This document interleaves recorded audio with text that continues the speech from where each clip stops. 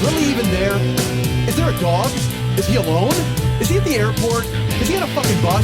Is he on the plane? Is there a clicking noise? There's probably a clicking noise. Is this a clip show?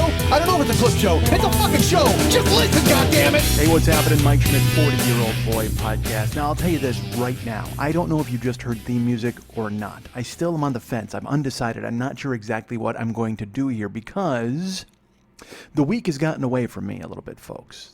Things got a little heated. Heated is wrong. Well, I guess it's heated in L.A. It's fucking 90 degrees in February, folks. Take that, El Nino, right in your rain-soaked puss. And by that I mean your face, because I wouldn't be insulting a female cloud like that, because I am a male feminist. I think I am. At least I support ladies, I guess, if that's what that means.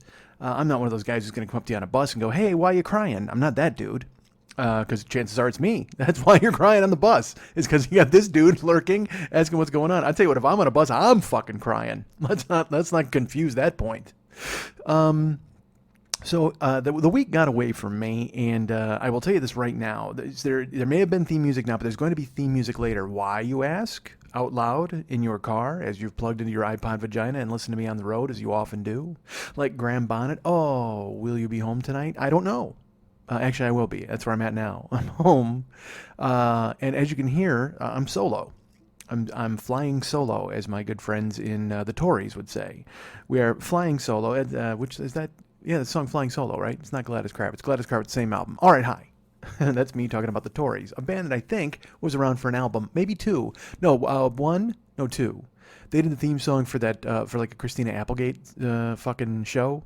And I was like, dude, I'm kind of into that song. And then I bought their second album, and there's a couple of great songs in there because they had a Jellyfish vibe, like kind of a power pop deal happening. Not exactly a Shoes, but more of a 3.5 minute jangling Jellyfish pop song. By the way, there's a book coming out about Jellyfish. I know a lot of you are out there thinking to yourself, Mike, you love Jellyfish and you always talk about it, and we'd love to hear more about them or know more about them. Well, there's a book coming out about Jellyfish. I don't know the title.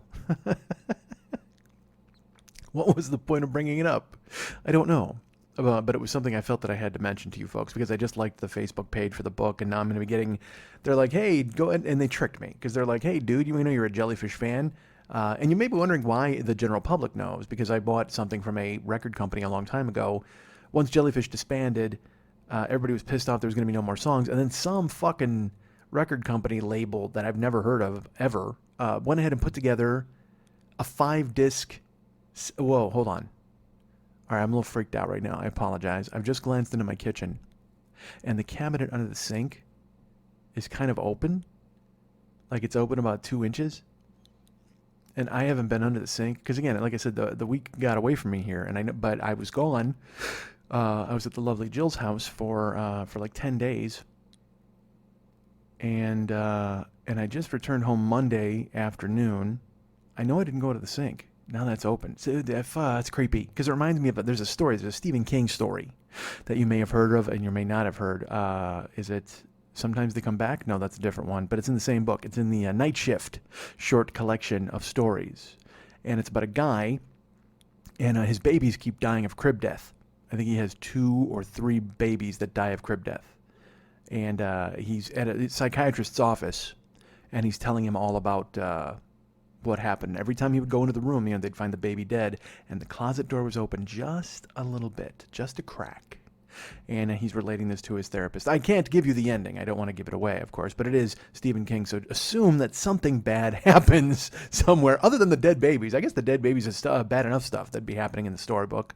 It's not a storybook, it's a novel. It's a collection of short stories. It's a compendium. I don't know what you would call it, but it's a bunch of short stories in one book. It's one of my favorites, Night Shift. It's great. You should check it out. It's fun. Not fun. Scary? Scary fun?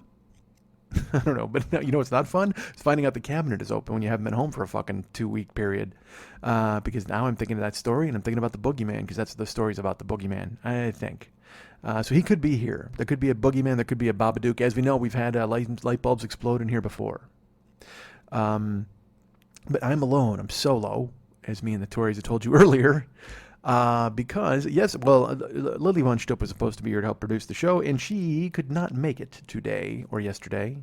She's very busy. She got other shows in play. She's performing tomorrow, which is Thursday. She's working for a living and a working. I tell you what, she's just taking what they're giving because she's working for a living. So with her not here, I wound up, well, look, I got into town Monday afternoon, all right? And I had things to take care of at the house, and then I was in the car all day yesterday, Tuesday, because I need money, folks. I think I got like $70 in the bank right now. And you're thinking to yourself, was that going to change? Well, I hope so, certainly. But that's not even a joke. Like I'm that's between two bank accounts. I think I got $70. So it's only fitting that I would come here and say, hey, I can't do the show this week because I have to go drive and make money. But then today, I actually had a bunch of comedy writing stuff that I had to do, and I've had some cool stuff kind of come up in the last day or two. I had a pretty cool day yesterday. Whatever, I'll fucking tell you about it later. Because why would I tell you about it now? It's just a show. Because I don't have anything officially done. I will tell you this, I got my headshots done, and I picked the final four. Thank you, by the way, to everybody who went and voted. I picked the final four, and I got them to the woman who's the photographer who did my headshots. I'm stifling yawns. That's why I talk so stupid right now. So I sent her the numbers. I'm like, hey, I want these. And then about a week went by, 5 days. And I wrote her and I'm like, hey, when do I expect these headshots and stuff? And she wrote me that the turnaround time on getting my retouched images is a month. It takes 4 weeks to get the pictures of me. And I will tell you this, I don't know if that's a standard time for all the people she photographs, or if that's just a special time she's chosen for gray-bearded, weird-looking me. I have no clue. But I've done headshots in the past and gotten them, I think, in a week. So it seemed like a month was a bit odd. So I wrote her and I'm like, hey, that seems that's kind of interesting turnaround. I don't even know what the fuck I said. It wasn't mad. I'm not mad. I paid and she did a service and that's cool. I should have asked these questions up front because I just knew she was very good at what she did. So I went with her. And the only questions I asked were how much and where do you live? Which is a question I've asked women throughout my entire life. Oh, that sounds fun. So she went ahead and she's retouching the images. It's going to take a month, I suppose. But then I came to town here. I'm got all so whatever. So what the point is, the week got away from me, and then Lily canceled on me yesterday, and then today I had writing stuff that was due, and I will be able to tell you next week more. Oh, fuck it, I'll just tell you. We're finishing the Joe Business page, and I had a bunch of fucking writing I had to do for it. There's stuff I got to do, and then I got to build these links, and I'm not that guy, but I am that guy, once a fucking year or once every 2 years when we do the website. Mex does the hard shit. He paints it and he draws it and he does all these different things. But then I got to do all the techie, boring bullshit. I got to go in and build PayPal buttons and change shit and get code. And by the way, that's not hard or difficult or boring techie nonsense. Ryan does the real techie, boring nonsense. He's the one who I send him all the bullshit and then he has to build the whole site. Mex creates it, Ryan builds it, but I'm the kind of the middleman in this weird netherworld where I got to create code, generate it through PayPal and write stuff and fuck. And then I write. If you go right now, I'll wait. If you go to MikeSchmidtComedy.com, go on the Joe Business page, which is the Brother Can You Spare a Dime version. We have like that depression hobo type version, and I'm on it. Mex is there, and there's the fence and the ladies. Well, if you pause and you roll your cursor over them, I wrote hover text for everybody. I have to write hover text for basically every image, and then there's some hidden on just me, and there's some hidden on Mex, and then if you go into a Lightbox for the download sets, there's hover text over the Reservoir Dogs. So I had to do that for the new version, and I had to write all the hover text, and in addition to that, I had to get, I had to build the album because we have an album. You don't care, but the point is, that's what I had to do all day today, and I had to do the album thing. I had to bother Lily, who again, she was too busy to do the show, but then I kept her on the goddamn phone, helping me. Because here's what I did. All right, see, we did an album of music from the 40-Year-Old Boy podcast. I'll tell you more about it next week. But I had to create the album, and I kept creating it, and it kept fucking disappearing on my computer. Computer. I just made that fucking 3 syllables in a 2-syllable word. Computer. I kept dragging, because I was building it in iTunes, and then I'd drag it to a folder on the desktop, and then not only would it not play, but then it would fucking disappear. And I kept trying to figure out how to do it. I texted Max, he's just like, fuck you. I think that's what he wrote. And because again, he paints people. Like if I wrote him and I said, hey, can you paint me a solution to this? He probably could have, and it would have worked. But when I wrote him, I'm just like, dude, have you ever done all this? And he, because he has to build whatever the fuck. He's built tracks before and sent them to me. And he's like, you got to do this. And then I tried that and it didn't work. And I was Googling and all this stuff. And finally I got my technical Sherpa Lily on the horn. And I said, hey, what's the story here? And she said, well, you got to do this and this and this. And then she scolded me because I was trying to explain to everybody what was happening. I kept going, look, they're disappearing. She's like, well, they shouldn't. I said, I know. She said, well, they shouldn't disappear. I said, yeah, I know, but they are. I'm getting a circle with an exclamation point in it, as if there was a hero of punctuation who had something to do with it. And so finally she's like, look, you got to FaceTime me because I got to look at your computer. And then I would show it to her, and she's like, why is this happening? And I'm like, I don't fucking know. And I do very poorly at getting I get frustrated easily. Here, I'm telling you fucking folks this. If I can't do something, I just chimp it, man. I just like, and I just start punching the fucking computer or the microphone or whatever the fuck's in my reach. So I just want to walk away from it, where I'm just like, fuck it, I can't do it, fine. And I it's a thing in me that I have to fix, and I'm still trying to fix in all facets of my life. So finally I put Lily on the FaceTime. She's like, do this and do that, and she walked me through it. And I would say, okay, but it doesn't, and she'd go, this is the hard work, Mike. If you want to do the hard work, if you want to get this done. And I'm just like, yes, Mom, fuck. And she's right. It's just that I'm fucking Vincent Vega, man. A please would be nice. Look, I respect you and all that, but I'm just saying I can't handle people barking orders at me. All right, a please would be nice. And I know, get it right, get it straight, Buster. I'm not here to say please. I'm here to make sure all the shit gets done. I get it. But I still kind of would like a please. I would like someone to go, hey, you should, because even though you're helping me do the thing I'm supposed to be fucking doing, I get fucking revved up. So, Lily FaceTimed me into the ground, and we wound up yelling, yeah, and that's why all that stuff happened, and I had to do all of this shit, and like I said, it got away from me, and I thought Lily was coming to do the show, whatever the fuck. So what I'm going to do, is I'm using we're exploring, folks are exploring our past, is what we're doing. I'm going to throw in an entire show here after I've done this ranting, and that's why I wasn't sure if I should put in the theme music up top, because you're going to get theme music, because in the old shows, I don't have the skeletons of them. Lily did all of the editing. Like right now, if I wanted to give you a chunk of last week's show, I could pull it up in an Audacity file and just fire off a chunk. Well, the shows I have up until, this year or halfway through last year, Lily built, and she has them on her machine, so I can't access the skeletons and the guts. Apparently I did a Halloween version of every show every week. I can't access those, so I can't take a chunk, or I can't do this, so I cannot remove the theme music from the next the fucking episode I'm using.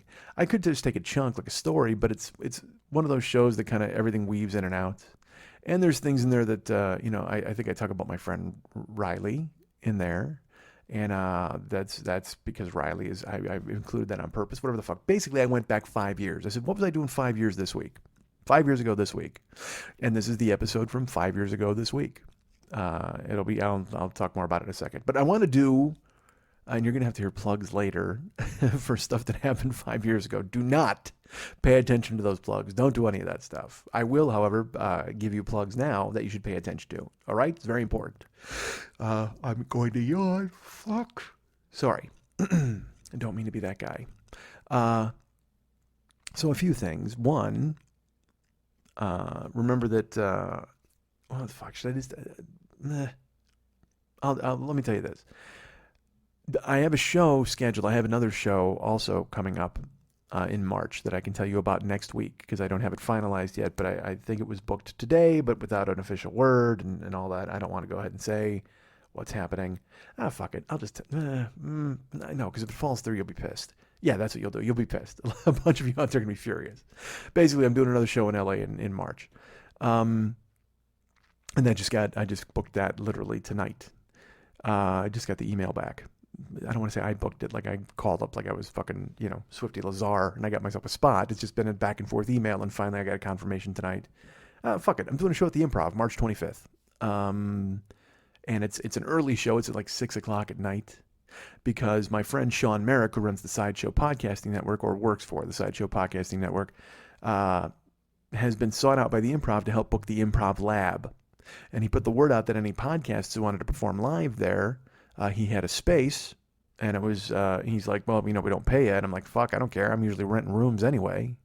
So, Friday night, March 25th, I will be at the Improv in Los Angeles at the Improv Lab doing a live 40-year-old boy.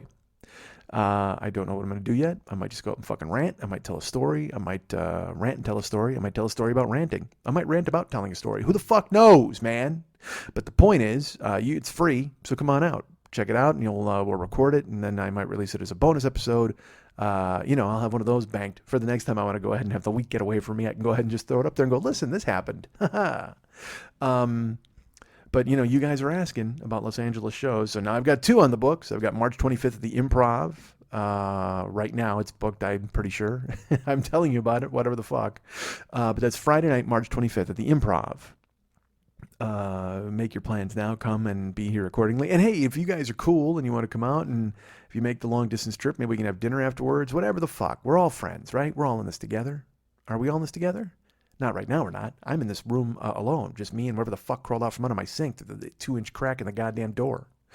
So please know that that's available, and it will be coming up, and there'll be more on it in the coming weeks. However, more importantly than that, at least for right now, a date that I know is solid for sure and coming up soon, February 22nd. That's Monday, February 22nd.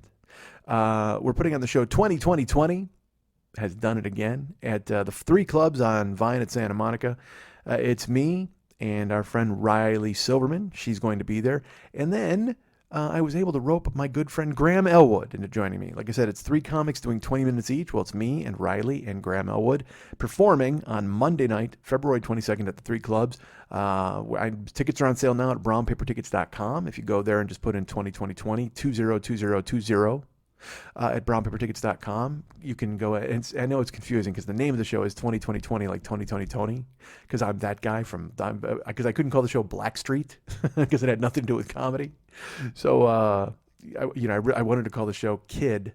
Never mind. I shouldn't even do that because Play would be upset if I just called it Kid, and I didn't want to have that argument with those guys. Hola, rolling with Kid and Play. And me at 2020 at the 3 clubs on Vine at Santa Monica. Tickets are available now at, so again, like I said, it's 2020, like Tony in the logo, but the number 202020. If you go to Brown Paper Tickets, Google 2020, Google me, or put me in the Brown Paper Tickets search engine, put Graham, whatever the fuck. But it's me, Riley Silverman, and Graham Elwood, and I'm hoping to make this show a monthly deal. I hope it will be. If you guys come and buy tickets this month, that will really help, and I'll be performing it. Also, I'll have my comedic friends and other famous people. I don't know, famous, fucking funny. Look out. That was something that just happened.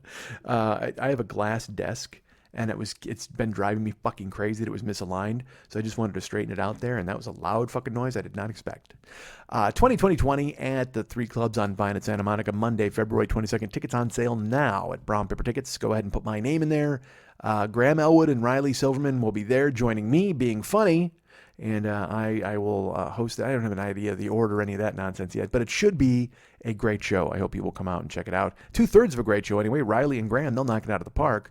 And then you got me doing the usual nonsense. But you guys seem to like that, or at least some of you do. What if you didn't? What if you hated my nonsense, but yet came here every week? You were like, because with Howard Stern, it was free to hate listen, and that's what people did. Maybe you hate listen to me. That's okay if you hate listen. You know what? If you hate listen to me, come and hate watch me live. Oh my God, it's a completely different experience. The hate you'll feel will be that much more intense, but you can see me doing this stuff in person rather than just fucking hear it in your goddamn earbuds. So that's available. 2020. Come and check out that show. And then was there something else to plug? I think there were. Well, I'll just do the standard plugs. Our friend, please, I want to remind you folks about the Monday Night Teas every Monday night at the 3 clubs on Vine at Santa Monica. Well, should I do that now or should I do the other one? I do them usually in the other order, right? I've forgotten how to do this show. What the fuck is wrong with me? Let's do this. Well, actually, you're going to hear this stuff at the end of the other episode, right? Stop asking you guys, right? Fuck. I'll just do it anyway. You guys can get me at MikeandMikeSchmidtComedy.com. You guys can find me on Twitter at twitter.com/the40yearoldboy. Follow me there. You can find me at Facebook.com/the40yearoldboy. And contact me this week and hear the old episode and hear the optimism that was in my voice and hear me thinking that things were going to be great again someday. And now it's 5 years later and I'm dragging that fucking episode out of the mothballs because I had to go drive all day yesterday. Holy fuck. Like, go listen to that show when it was like, yeah, man, this is hot. This show's doing well. And now you're here thinking, it's like, Mike's sitting alone in his house. Lily didn't make it. What the fuck happened? So compare and contrast and get back to me. You can, by doing that, you can call me. You don't want to call me. You can contact me.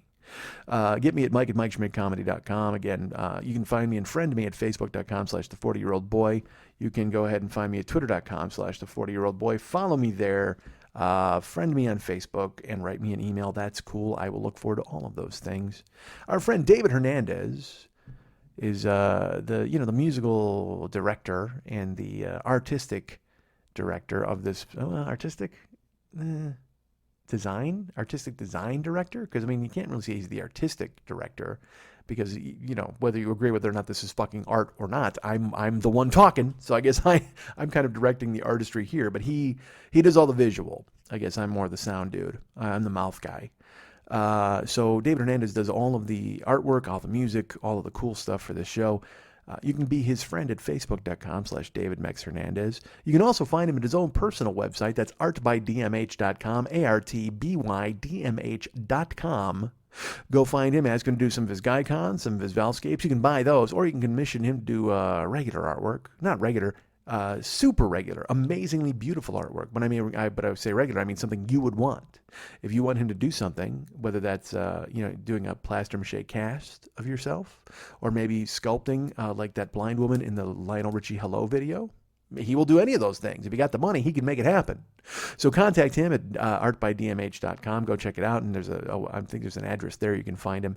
Write him, contact him, hire him, and tell him I sent you, because I get a kickback. A real kickback, because he's got to make up for all the money I've given him over the years. Yeah, I'm paying a ton of dough. That's why Lily doesn't show up anymore, and fucking Dave is in Chicago. Well, it's not like if I was paying Dave, he'd be here, and it's not like if I was, who cares? I'm teasing. It's a comedy show. Why do I have to explain a fucking comedy show to you people? God damn it, get off my back. Ryan Dirks does all of the website stuff for this show. As a matter of fact, he's very busy doing it right this moment, because I sent him a blizzard of material today. Hover texts and PayPal buttons and links and all sorts of nonsense. So he's got that. He's putting it together as we speak. And hopefully next week I'll have a Joe Business page to tell you about. It all depends on him and how he can fit me in around his farming. Because that's what he really does. He's a farm dude, but also a web dude. Like, that's a weird-ass Renaissance guy right there. That's a dude who can shear you a sheep and then write you some code. You don't find that very often, do you? That's a guy who's like, hey, I'm going to go out and plant some sugar snap peas, and then I'm going to come inside, and I'm going to create a website that is lush and inviting. As lush and inviting as a bowl of sugar snap peas, I would hope. So thank you, Ryan, for all your help. And if you're listening to this, fuck you, because you really should be doing the show instead, or the page, the website. And of course, our producer is Lily Von Stupp, and you can find her at several different Twitter accounts. First of all, you can go to Facebook.com/Lily Von Stupp and look at her page. Just stare at it. You can't be her friend because she's full up. She's not accepting any more friends at this time. But you can go glance at it. But you can follow her on several different Twitter accounts. That's Twitter.com/Lily Von Stupp. That's classic Von Stupp right there. Then there's Twitter.com/HollywoodBQFest.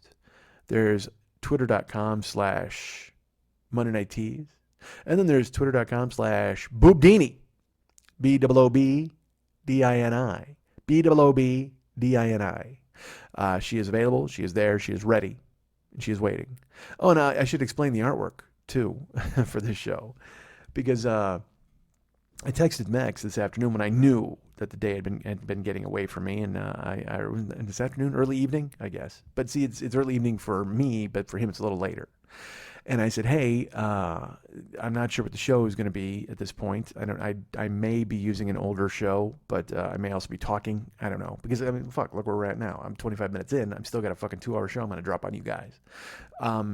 Because I'm not satisfied. I could probably talk. I could vamp for an hour. I could just go ahead and do that, but I just don't feel that that's like enough. I have to constantly give you more content. Even if it is older content, it's still good content. Because I keep forgetting I have this back catalog to fucking plumb from. Because I'm always like, oh man, I got to write some material. And then I'm like, dude, you did 8 years of fucking material. It's there. Pull it up and have the discipline to turn it into something. Nah. But I was texting Max and I said, hey, here's the deal. Here's how I want what the artwork should be. And he's like, okay. That's what he texted back. One word, okay. And I said, also, the album's finished, and I'll send it to you. And he said, okay. And then like 6 hours later, he writes me and he's like, hey, we should really kind of get busy on this artwork thing because, it's getting to be late here. And I wrote him and I said, dude, I wrote you this afternoon and told you what it was going to be. I thought you were working on it the whole time. And he said, no, that's kind of not how I do things. You got to call me. We got to spitball it. We got to talk about what's happening. And I had told him in the text I wasn't sure what it was going to be yet. And I said, I gave him a suggestion for what to do. And he doesn't work like that. So basically, after hashing it out via text, back and forth, he gave me two choices. Well, actually, not. He didn't give me two choices. He's like, it's too late to paint. And I said, all right. And he said, how about if I CGI something or we do this? And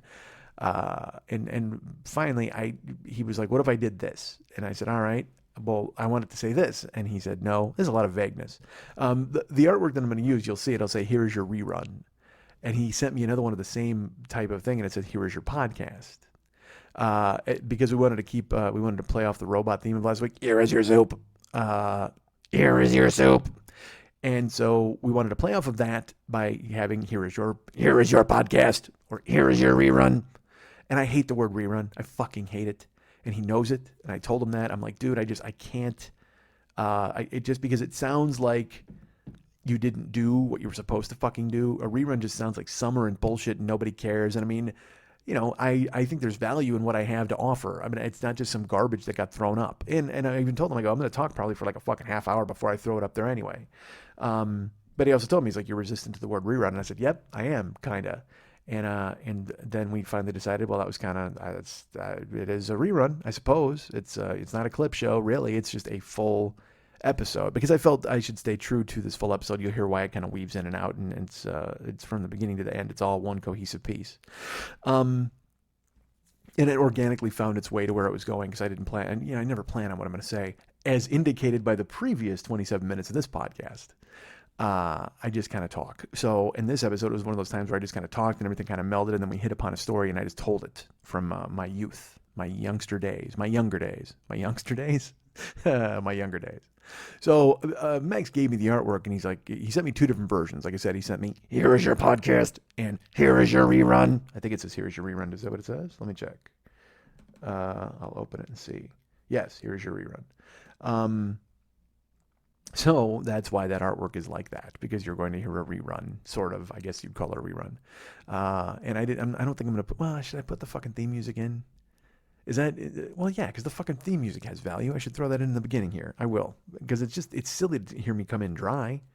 Oh my God. And take that and run with it all you want. If you want, hey, I can't start this show without lube. That's the point. That's what it is. The theme song is essentially the lube of this podcast. It gets you ready. It gets into your ears, and it gets you all slicked up, and it gets you ready to get ear fucking cocked by me. Ear fucked. I was gonna say ear fucked and ear cocked, and I wound up saying ear fucking cocked. That's bad. Let's take two on that. No, let's not. Let's never repeat that again. Let's never revisit this moment when I just said that basically the theme song is lube and it gets your ears ready to be fucked by me. Wow. That's a little rough. I'm not going to lie to you. That's some rough imagery for this show. Yeah, I get it. I can get pretty rough, but boy, that's rough imagery. The fact that the theme song is lube and gets you ready for my cock voice to fuck you in your head skull holes. Oh, Jesus. And I made it worse. Look at that. I just made it worse. I was just thinking it was a little too graphic. I went ahead and fucking went over the edge and made it even goddamn worse. Terrible. But that's what I do, folks. You know what I mean? Because again, like I said, I don't open the fucking microphones and have a script. I just sit here and I talk. And if it turns out that I decide to say that the theme song is lube to lube up your ear holes so I can fuck them with my voice cock, then that's the way it works. Sometimes you're going to get that. Perhaps I should name the show, I'm Going to Fuck You With My Voice Cock. Wouldn't that look good in iTunes? I think it would. That's better than rerun. Here is your voice cock. I hope my neighbors can hear that. I'm in my house with fucking thin walls. Here is the lube to warm up your ear holes to get fucked by my voice cock. All right. I should do literally all the dumb shit I've come up with on this show, fucking ding dong and all that nonsense. I think the Robot Delivering Soup is my favorite for the moment. I'll certainly have to go back and listen to a bunch of other things, but right now, Robot Delivering Soup trumps ding dong. Ding dong. So that's the plugs, right? Is that all of them? Oh, and all, if you want to go to MikeSchmidtComedy.com and there's cool stuff there. There's a Joe Business page that right now is in its dying days because it's going to be replaced by a new theme. But if you go there now, we've got download sets. We've got year 1, year 2, year 3, year 4, year 5, year 6 available right now. We've got donations that you can give to the show. That would be cool because it would help us a lot. Because I just found this out, and I'll drop this on you for no good reason. And fitting that I would say I'll drop this on you. Remember should I tell you that story about that dude? I'll tell you it next week. I'll tell you all this next week. Look at these cliffhangers of nothing. Look at me trying to keep you interested to come back next week for one more goddamn week of this ear torture. If you want to get ear fucked one more time, come back next week and look at all these things that I dangled in front of you. Bottom line is I need cash, as we all do, right? Don't we all? There's a right for you. Fuck, stop at the right. So go right now to MikeSchmidtComedy.com, and there's the Joe Business page where you can go ahead and click through. Like I said, there's all the download sets, there's the CD, there's the shirts, there's the Amazon link. If you go ahead and use the Amazon link, that would be really cool because it would help us get cash. As you know what, I'm going to use his name. Why not? Why don't I do this? Because I just had another listener who's like, hey, dude, how do I use your fucking Amazon page? Because you go to the Amazon page and you click on it, and then in the upper left-hand corner, let's see who this gentleman was. It was Brian. Hi, Brian. How are you doing in, I think, Australia, if that's where you are. Brian went to go and buy a dog crate on Amazon, and he wanted to give us credit for it. So he clicked through on the Joe Business page, and it takes you to our Joe Business store, the 40-year-old boy store. And I don't have a dog crate on there. I should have. I probably should have a huge page of dog crates, knowing you people and your predilection for pets. But I don't. I've hesitated. I've not pulled the trigger yet on putting up the dog crates. So what you need to do, if you go into our 40-year-old boy store, because it's a lot of black and red, go to the upper left-hand corner. You'll see the Amazon logo. Click on that. It's kind of a double click. You click through on the Joe Business page, then you click in the upper left-hand corner, and then you're in Amazon proper. And then anything you buy, we're going to get credit for. So go ahead and use our Amazon link. We'd love it very much. Thank you. Get in there, take care of that. Do that. Have fun. And buy a dog crate or a nut bag, like somebody else said they bought. I think it was Dave. Dave bought a nut bag. Brian's buying a dog crate. My friend Jeff's buying a dog candle. Everybody's buying dog-related stuff or nut bag-related stuff. But, I should buy a dog nut bag. That's what I should get, right? Stop at the fucking right, you fucking fuck. God, I hate it. Fucking verbal crutches drive me crazy. But when you're just fucking talking into the ether, sometimes they manifest themselves and you end up leaning on them the entire goddamn time. You end up limping like Willy Wonka coming out of the fucking factory, when in reality you can just talk just fine or walk just fine. You don't need a cane. You don't need to say right all the fucking time. But instead you fucking kill yourself because you say the same shit all the fucking time. You end up dealing with that because there's nobody here to fucking slap you in the head and go, hey dude, quit saying fucking right. I almost said it again. Go to MikeSchmidtComedy.com. That's cool stuff there. And I'm hoping to be more active on that page, he said reservedly. But there's all sorts of stuff to tell you next week that will be relevant, and I'll be able to talk and tell you cool things. Because now, why would I do that? Why would I tell you them this week? I should, because honestly, fuck. I've babbled about nothing because now I've already told you there's a rerun coming, and I've already got the artwork that says, here's your rerun. But he also said, here's your podcast. But I don't know if an hour will be enough to give you guys a show. Fuck, I should just tell you. Man. Fuck it, I'll tell you. I just found out that I got dropped by my car insurance company. I found that out fucking today. Like, I was having a great week. Like, yesterday was really productive. I went up booking that show at the Improv. I booked some other stuff. I made some inquiries to some festivals. I felt like I was really putting it together, man. I got headshots rolling and things were looking good. And then I get this notice that not only am I dropped by my insurance company, I'm dropped fucking Monday. So I have to go tomorrow, and I didn't find this out until like fucking 5:30 tonight because I never got an email or a letter because I've been waiting for my new insurance cards. And as you know, my entire life is gasoline based. I'm lifting, I'm Ubering, I'm looking into other possible driving gigs I'll tell you about later if I get those. And I don't want to fucking do those. Nobody wants to fucking do those, but I'm going to do them because I need to, because I got to make some fucking cash. So I was in the car all day Tuesday, and I kept getting this notice. They're like, "Hey man, your insurance cards they're expiring," and I've been out of town for 10 days, so I've been waiting for them to arrive. I had them hold my mail at the USPS, and then when I got my held mail back yesterday, there was no insurance cards. So finally, I just went, well, fuck it, I'll just print it from the website. So I go to the website, and it said cancellation notice. And this came on January 15th. Mind you, it's now February 11th. Nobody fucking called me. Nobody told me anything. I've been dealing with them on a claim, as you know, when that motherfucker cut in front of me at the airport. And so I've been dropped. So I have to call them tomorrow and say, look, I don't know why you've dropped me, because here's why I have a fight. I found out from my insurance company that I think I told you about everything that had happened at the airport, and the guy cut me off, and then he wanted cash, and so I gave them my statement, and I said, look, I am not responsible for this, man. This is clearly nothing I did. And they said, well, we'll have to check with your witness, and we'll have to figure it out. Well, I heard back finally from my insurance company, and it was so cute because the woman who's trying to help me, she and I played phone tag now for fucking weeks. Like we've spoken only twice. I gave a recorded statement, all that stuff, and she said that the dude who I wound up hitting was very hostile, and he was calling, he was trying to get money right away.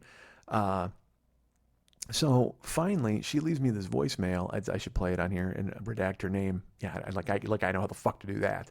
But she calls me, and like I said, I can hear clearly that she's kind of young and she might be new at the gig.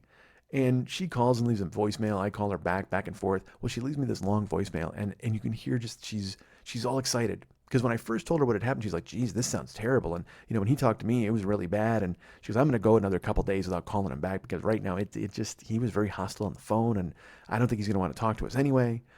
So cut to a few weeks later, she leaves this message on my voicemail, and she sounds, you know what she sounds like? She sounds like a child who just found like a mystery, and she's trying to solve it. And, but yet she also, here's exactly who she was like. She's like, this is better. She's not a child. She's like Frances McDormand in Fargo, when she's asking pointed questions of William H. Macy, and he goes, geez, I'll check the lot for you. All right, I'll check the lot for you. And he gets his coat, and she's like, well, sir, I did not mean to upset you. Oh, my gosh. And he leaves, and then he gets in the car, and he books, and she jumps up, and you can see she's like, she doesn't know what to do. She does know what to do, but she can't do it, but she's kind of freaked out. And she's like, he's fleeing. Oh, jeez, he's fleeing the interview. He's fleeing the interview. Well, that's what this woman who's helping me sounds like. She calls me and she says, hey, I talked to your witness, and what you said is spot on. Like, she backed up your story completely. So we're not going to pay this claim. We realized that this guy was just going on, he's scamming, he's trying to get money. So we got to talk to you. We got to figure out what we got to do for your car. Because now, I'll tell you what, we're going to go after him. We're going to go after his insurance company. We're going to have him pay for your car, because obviously he engineered this entire thing. Now, I should tell you, they've already denied us because we've asked once, but we're going to go again, and we're going to appeal to the supervisor. And I'm like, she was all excited, dude. She was a fucking snowball rolling downhill. And all I wanted to do was to make sure I didn't have to fucking pay for anything, man. That's it. I just didn't want to be on the hook for some cocksucker who fucking cut me off and tried to manifest as some sort of accident and blame me. Fine. Well, that happened December 19th, and I get this fucking notice on January 15th that I don't see until fucking February 11th that I've been dropped by insurance company, and it says right on there, because of, fucking, I don't know, cataclysmic rise in rate, or some fucking weird phrase, like a phrase that made me just go, do I have car insurance, or am I in a Michael Bay movie? Like, what the fuck are you talking about? So now tomorrow, which is fucking Thursday, I have to drive for 13 fucking hours, because I have to try to make as much money as I fucking can before Monday. And I just have to make as much money as I fucking can anyway, because you know what? Jill has been carrying me fucking forever, and it would be nice to fucking throw in on this relationship and not have to go to her and just go, hi, can I have $4 for a fucking sandwich? Because I'm a fucking idiot. And she's gracious and lovely, and she's always there to help me. It would just be nice if I could help her once, or if I didn't have to ask for her help. You know, that fucking thing? You just grab yourself by the bootstraps and not have to ask her and go, hey, could you buy me some bootstraps? That would be fucking awesome. So yeah, I just found out, like, I'm getting dropped by my insurance company on Monday. Now, dudes, I need insurance to fucking drive. Lyft and Uber, they won't let me on the fucking run. Right now, that's my only means of income. That's my only visible means of fucking support, besides you guys who donate, which are really cool. But, no, I love you, but that's not covering my nut just yet. But it's super cool of you guys who do donate to the show or buy things. And that's another reason why I had to take today to write that whole fucking thing for the website. Because once that goes up, we'll have new stuff on sale and new donation opportunities. And hopefully you guys will help. And you don't have to fucking help. If you want to buy something, buy it. But there'll be stuff for sale, is my point. But that's another revenue generator that I had to fucking get to. And so I had to fucking do that today. And that's another reason why the fucking week got away from me, because I didn't get to it last week. Who cares? I fucking plunged in and I did it. It's going to be up next week. But the bottom line is I get fucking drop on my insurance company. So tomorrow morning I have to, I plan on getting up early and just driving for fucking 13 hours. Well, now I got to get up early and I have to be on the fucking phone with the insurance company to plead my case. Like, I don't know if they'll just reinstate me or whatever the fuck. Because, I mean, I clearly am not at fault for what the fuck happened. This dude at their own company, my own insurance company, called the chick who fucking, put on her fucking inspector hat and is carrying a magnifying glass. Ask her if I'm responsible, because apparently I'm fucking not if they're talking about going after this dude. Because now they want me to bring my car in to get evaluated and figure it all out. And I'm like, dude, I just want to fucking not pay. I just don't want to be fucking hanged up on what the rates are going to be. I just don't want to be fucking guilty. That's it. It'd be nice to fucking be able to walk away from this whole fucking thing and not have to worry. But now I've been dropped. So that's tomorrow. Fucking on the phone and dealing with them. And if they give me some bullshit, then I'm going to have to go find fucking insurance. And I remember what a fucking chore that was the last time I had to do it, when Geico fucking took a powder on me. So now I'm going to have to fucking wind up on the phone tomorrow trying to get these people and that people and try to, because I'm already at fucking bottom of the barrel Insurance Inc. I told you, I called the General. It was more expensive than where I am now. I don't want to say who I've got. But these guys were great. They were super great. They reached out. They helped me. Everything was fine. I just hope they fucking find their way clear to just go, hey, this isn't your fault. Wouldn't it be cool if just once somebody went, you know what, this isn't your fault. This is fine. That's why I felt when this woman at the claims office, she was so excited. And she's ready to go after the dude and throw him in fucking debtor's prison. And I'm like, listen, I don't, because I haven't even talked to her about it yet, but I'm going to say to her, I don't give a fuck about that guy. I just want to make sure I have insurance. My rates don't go up and you guys don't blame me. That's it. That's all I want. And already finding out that I've been dropped by these motherfucking insurance people, I don't know how that's going to play. I got no clue. So I got to go tomorrow and find that out and talk to them. And that's why you should go buy a fucking shirt. Again, listen to this next episode I'm going to play and listen to the fucking how optimistic we are and where things are going. We're still spinning our wheels a little bit, but we're like, you know what? Things are going to be okay. And then you got me here 5 fucking years later just going, hey, buy a shirt so I don't go to jail. How good would that be? And let's be honest, if any of you have been on board from the beginning, you have to admit this is the outcome you really thought there would be. I mean, we're all rooting for good things to happen. We all want to have, I want to come to you and tell you I'm in a movie or I get a voiceover gig or some other fucking job. But is anybody surprised that 5 years after this next episode, I'm sitting in an empty apartment now just talking to you and telling you how I need cash? Probably not, right? Nobody thought that I was going to break through. I mean, we hoped, certainly. We all thought we might. It was so funny. I came across a review somebody did of this show, like fucking 6 years ago or whatever. It might even been in year 3. And the guy wrote, or he reviewed my show and then he reviewed another show, like and a friend of mine's show, and he said they have a variety of big names on the show, and I was like lumped in with like Paul F. and guys like that. I'm like, haha, look at me, a big name. And then here I am in my fucking apartment telling you, hey, by the way, I've lost all of my shoes. It's always some sob story that I've got.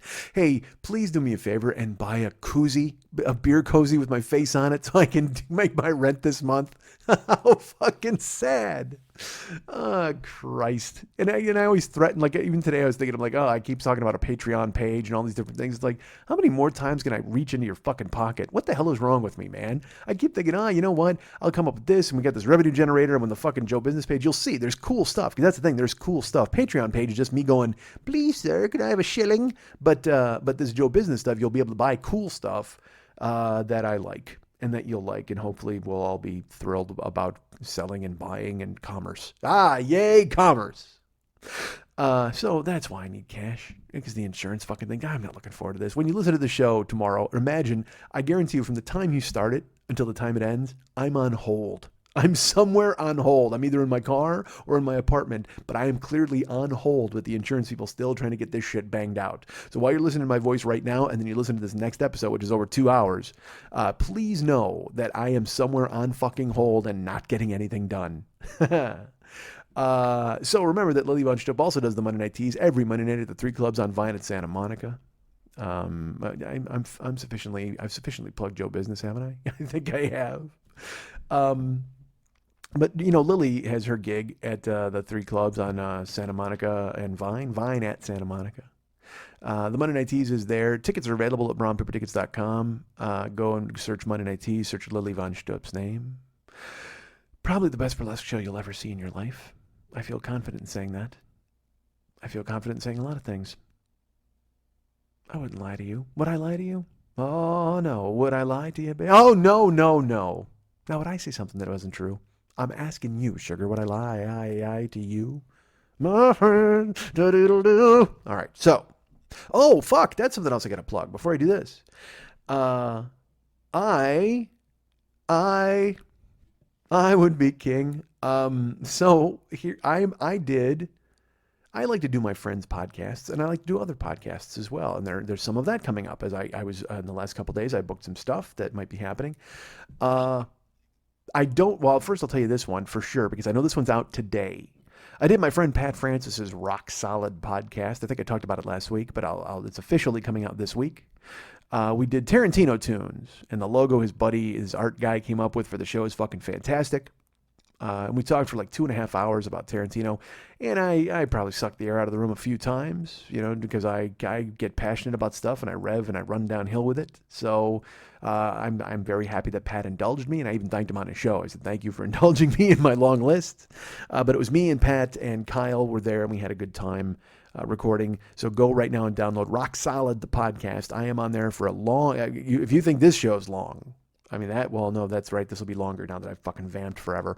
But it's like 2.5 hours of me talking about Tarantino's music. They play drops. I explain where stuff comes from and why I think it's so big. And you'll hear I'm a little passionate about it. But go right now and get Rock Solid podcast. Pat Francis is the host. I am the guest. Kyle Dodson is the producer / co-host / guy who was fucking 4 hours late to the taping. And it's great, man. We had a good time talking about Tarantino and music and movies. And download that right now. I can tell you, I'm doing my friend Paul Goebel's podcast. I'm doing that this week. I'm recording it Sunday, and I don't know when it goes up. I think it goes up that day. Jesus Christ, I'm not even sure of what Paul's podcast's name is these days. It used to be the Paul Goebel Show, but I think it's called Hey Watch This. So there's a podcast called Hey Watch This. Paul Goebel is a host, and he has told me I have a homework this week. I have to watch a show that he assigned me, so I assigned him 2 shows that he has to watch. I actually, I told him, because he was like, pick a show to watch, and so I told him that he had to watch Guy and Hunter's European Vacation, which is a show on the Food Network where Guy Fieri has brought his son to Italy to tell them how much he loves their spaghetti. I don't fucking know why. He's been trying. Look, Guy Fieri is that's a fucking mess, right? That's just like somebody threw a fucking 3 dashes of Worcestershire sauce into a pile of glitter and put a fucking bleach job on top of it and said, there you go, there's a guy. It's brutal, right? You know what Guy Fieri is? He's the human equivalent of those poppers on New Year's Eve where you pull the string and all the confetti shoots the fuck out, and then you're just left with this empty shell. That's who he is. He's the empty shell after the confetti's been shot out. Just put that fucking shell on flip-flops and make it go raid a fucking beef stew. That's what you got, Guy Fieri. So I told Paul that he has to watch Guy and Hunter's European Vacation. I'm not watching it. I have no interest in seeing it. I will never watch it. Because he even said to me, he's like, that's not a real show. And I said, it is. And even I said, just the commercial will infuriate you. So I hope to God he watches it. Then he asks me about it on the podcast, and I go, I didn't watch it. Dude, I just made you fucking watch it. Because I would never, and I mean, not in a billion years, because I used to watch Diners, Drive-Ins, and Dives, and I liked it before Guy Fieri turned into this fucking star vehicle guy for the Food Network and realized that was the sad part. Like, in the beginning, he was fairly unaffected. He was just a douchebag. But now he's an affected douchebag who understands his power of douchebaggery. And so he will effusively gush, and he has the same catchphrases, and you're like, who's this fucking guy?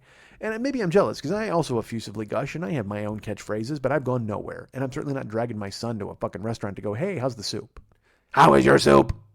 Because, I don't have a son, and I don't have a TV contract. If they came to me and said, hey, why don't you bring your son to, I would absolutely, I'd go adopt a bomb pop and a Chinese Rick, and I'd take him to Europe, and I'd tell him, hey, dudes, let's eat this fucking borscht, which, by the way, is soup. Here is your borscht.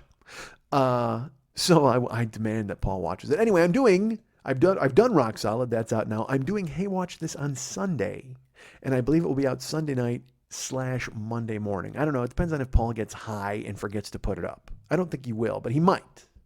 But we're talking about, like I said, he's given me shows, and I've given him a few shows to watch, and all the twain shall meet there as we discuss the shows as in his dank house. I'm going to get him busted. I shouldn't talk so much about Paul and his marijuana love. So those plugs are there, right? Podcasting, and then, like I said, 2020, and of course the 3 clubs on Vine at Santa Monica, and hosting not only 2020 on Monday night, February 22nd, but also hosting all of the Monday night teases. Like I said, if you come to the comedy show, stick around for the Monday night tease and watch ladies get naked. Watch us be funny, me, a lady, and a man be funny, and then come on out to the and stay and watch ladies get naked that night at the Monday night tease. Now I can tell you this: I will not. But if you stay, you'll have a fantastic time. Go ahead and watch them. Go watch them strippers. I almost said, go watch. You know what? Go watch them strippers. Hee hee hee. Watch them get naked. Go look for a stray nipple. Go do that. Why wouldn't you? I guarantee there will not be one at the comedy show. Not a stray nipple. There may be a free range nipple, but not a stray. But then that night, of course, there's ladies and they're taking their clothes off while I'll be out Ubering people after my comedy, because that's what my career is, folks. That's what I do.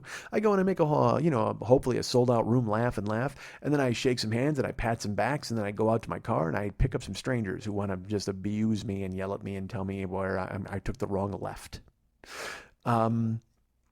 So is that, let's see, Lily Von Stupp, the Monday Night Tease. Oh, and if you go to facebook.com/Monday Night Tease, you'll find out about upcoming acts and who's going to be there and ticket prices and all that neat stuff. Is that all the Max? And then, yeah, I've done all the plugs. Plugs are plugged. Everything's plugged.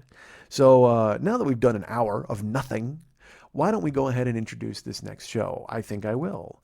This is from 2011. So it's 5 years ago this week.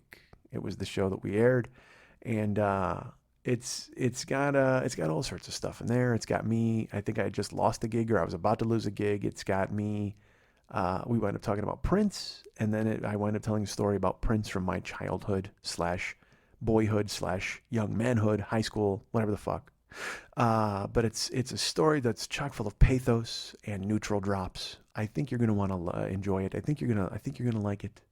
You may have even listened to this recently. Who knows? I don't know how you do it. Maybe you do that. Maybe you go back and you listen to episodes 5 years ago, the same week you hear the same episode, or a different episode now. If so, I apologize for colliding, but hopefully this other hour of bullshit that I threw in here was enough to make you go, hey, Mike did a show anyway, didn't he? Yes, he did.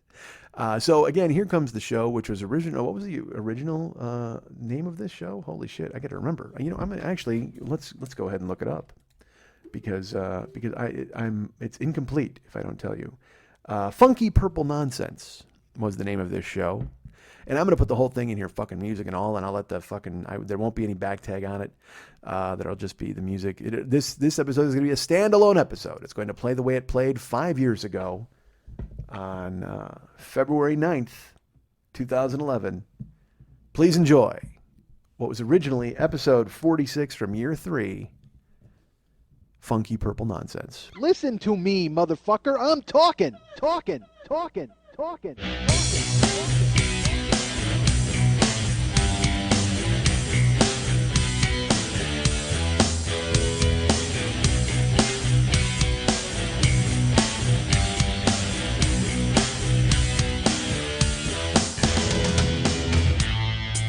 I say horrible things sometimes because I think they're funny.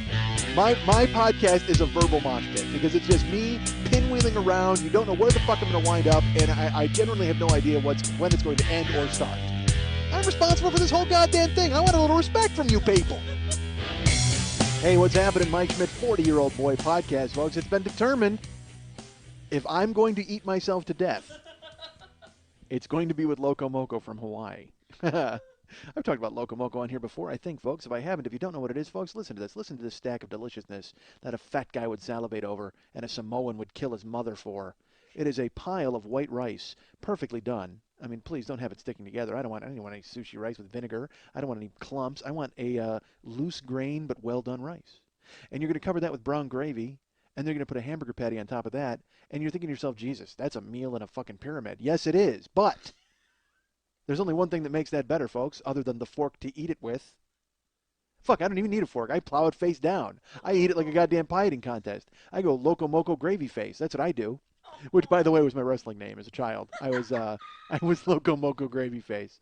It was between that and what was I supposed to be? The Gravedigger. That was what I was going to be. It was actually my wrestling name. I've talked about that on here, folks. If you're new, seriously, go listen to old shows.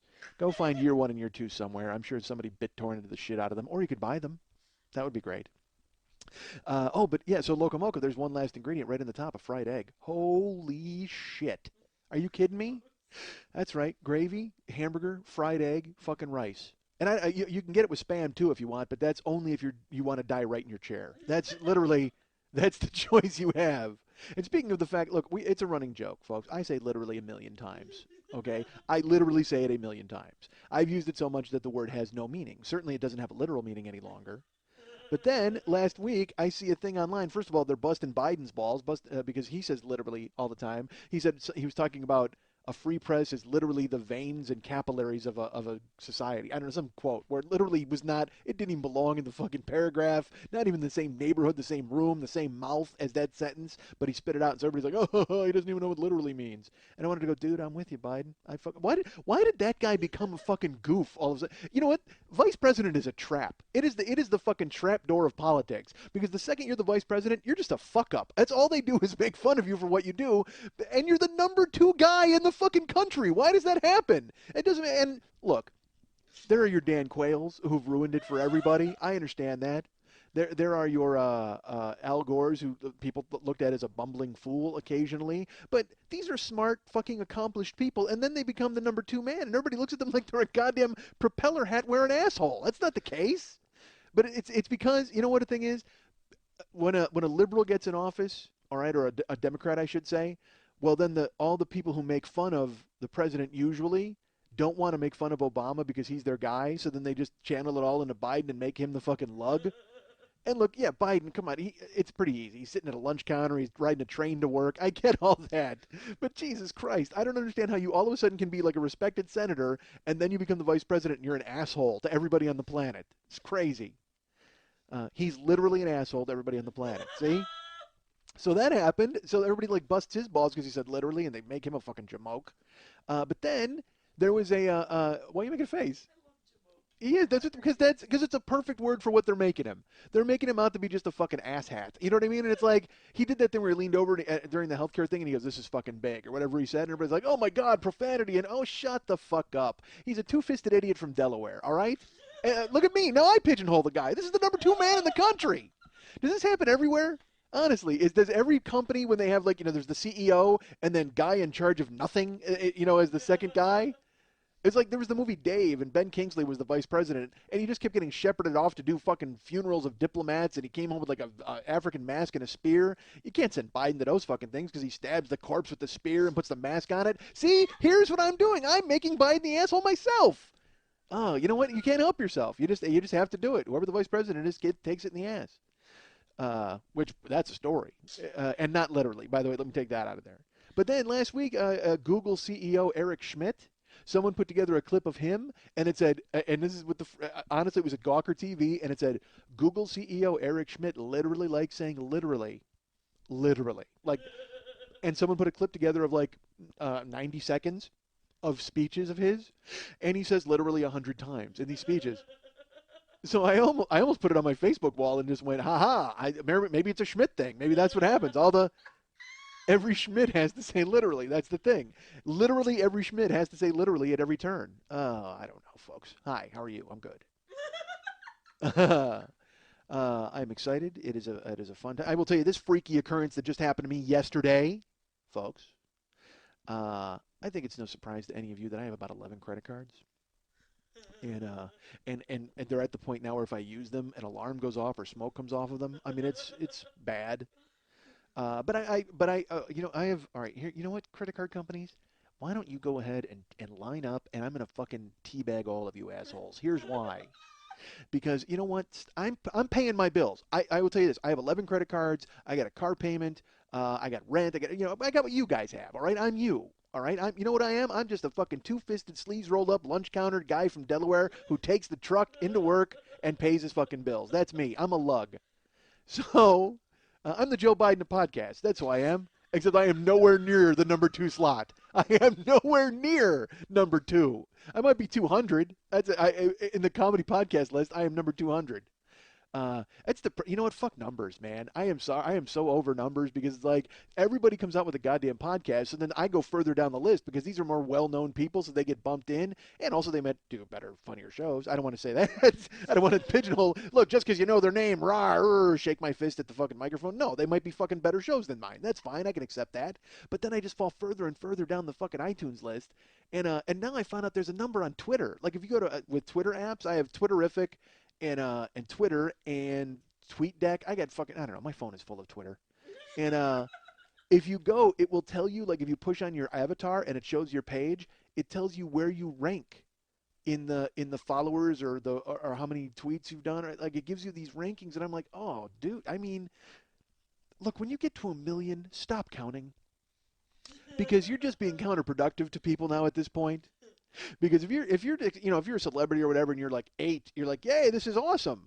But if you're just some kid in fucking Wisconsin who's got 40 followers and follows 300 people, and you look and you're like 17 billionth on the Twitter list, talk about being fucking insignificant. And you might say to yourself, Mike, there's not 17 billion people in the world. How the fuck could you be that low on the list? Certainly not that many on Twitter. I will argue this way. Yes, there are that many on Twitter. I will tell you this. Even if there were only 9 people on Twitter, there would still be 17 billion because everybody buys fake Twitter names and like posts these things because they think they're cute and funny and they're hysterical. I found, all right, I'm going to say this. It's going to get me in trouble, folks, and I don't care. Yes, I do care, but I'm going to do it anyway. There's a thing called Witstream.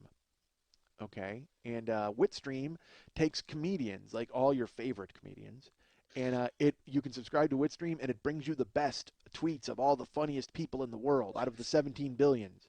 And so it's a portal for funny, folks. It is a huge, it is just a big, huge asshole that shits funny all over you when you're on Twitter. So I went and checked it out, and inevitably you wind up going, that's not funny, even though. But I mean, that's just me. I shit on everything. I mean, I'm an idiot. I don't think this is funny. I've talked now for like 18 minutes. I'm like, Jesus, when am I going to get to the funny part? But I love the fact that there is these guys have declared themselves the arbiters of what's funny on Twitter, and we're going to bring you the best of the best. It's like that's not what. Again, Twitter's about shitting each other's mouths. It's not about fucking bringing me the best of the best, the creme de la creme, the fucking celebrities. Oh, forget it. All right. But then I bitch because there's Twitter and podcasts, and I'm like, I want recognition. I want people to know me. But then I advocate for I champion the underdog. I want them. But I am the underdog. That's why I champion the fucking underdog. What was I talking about? This happened to you? Freaky. Something freaky. Here's what happened, folks. Credit card companies, you dicks. I will pay my bills. I'm ahead of my bills, all right? I am not behind on anything. I will tell you that again. The water's about at my fucking nose. All right, but I'm treading fucking water and making every payment, everything's squared away. If I was in trouble, I would tell you because I'm honest. But I am current on everything and have been. I've never fallen behind. It takes a lot of fast dancing sometimes, but I make it. I'm never no late payments, no late fees, whatever. There you go. I'm that guy. But because I have 11 credit cards and all of them are the pool is full. When I make a payment, I pay, over. I always pay over the minimum because I'm trying to get breathing room, okay?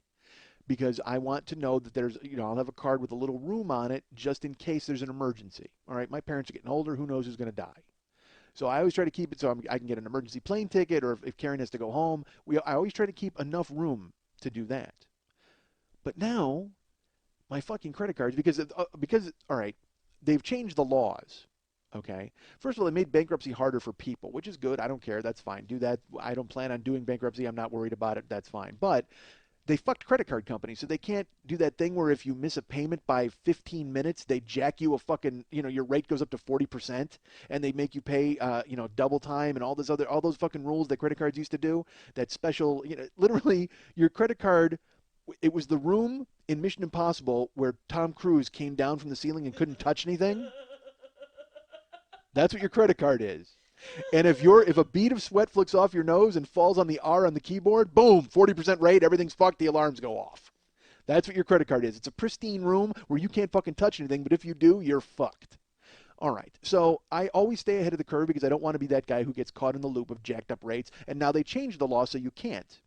But here's what they do now to me, these assholes. I pay my credit card bill. And I'll send one bill like $280, minimum payment's 200, whatever. I always pay over, so I'm making breathing room.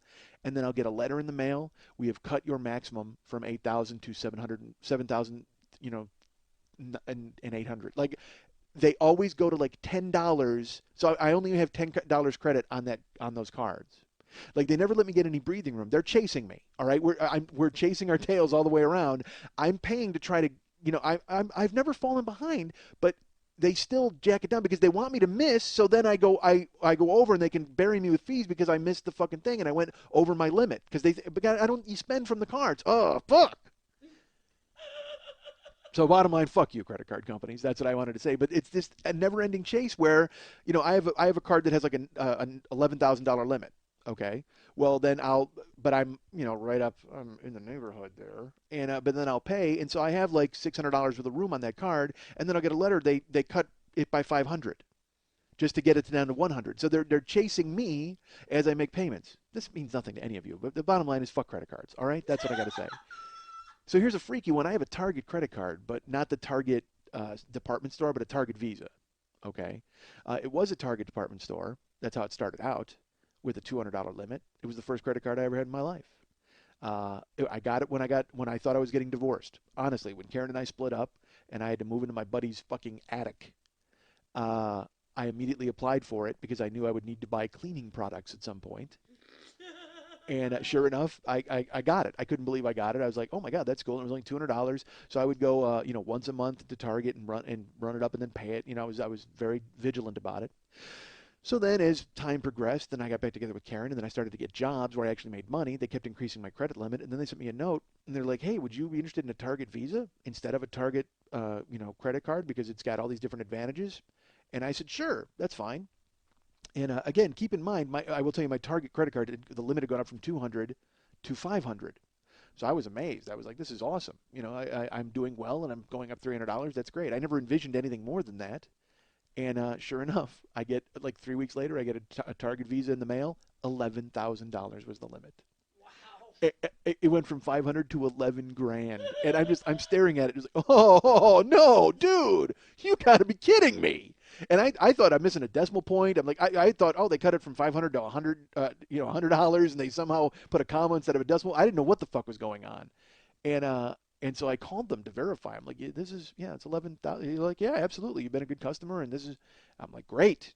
So I think I laminated it and put it away because I was like, I'm never using this. I can't. It was too much of a temptation. But then I also got another credit card that had a $10,000 limit, and I started to get more cards.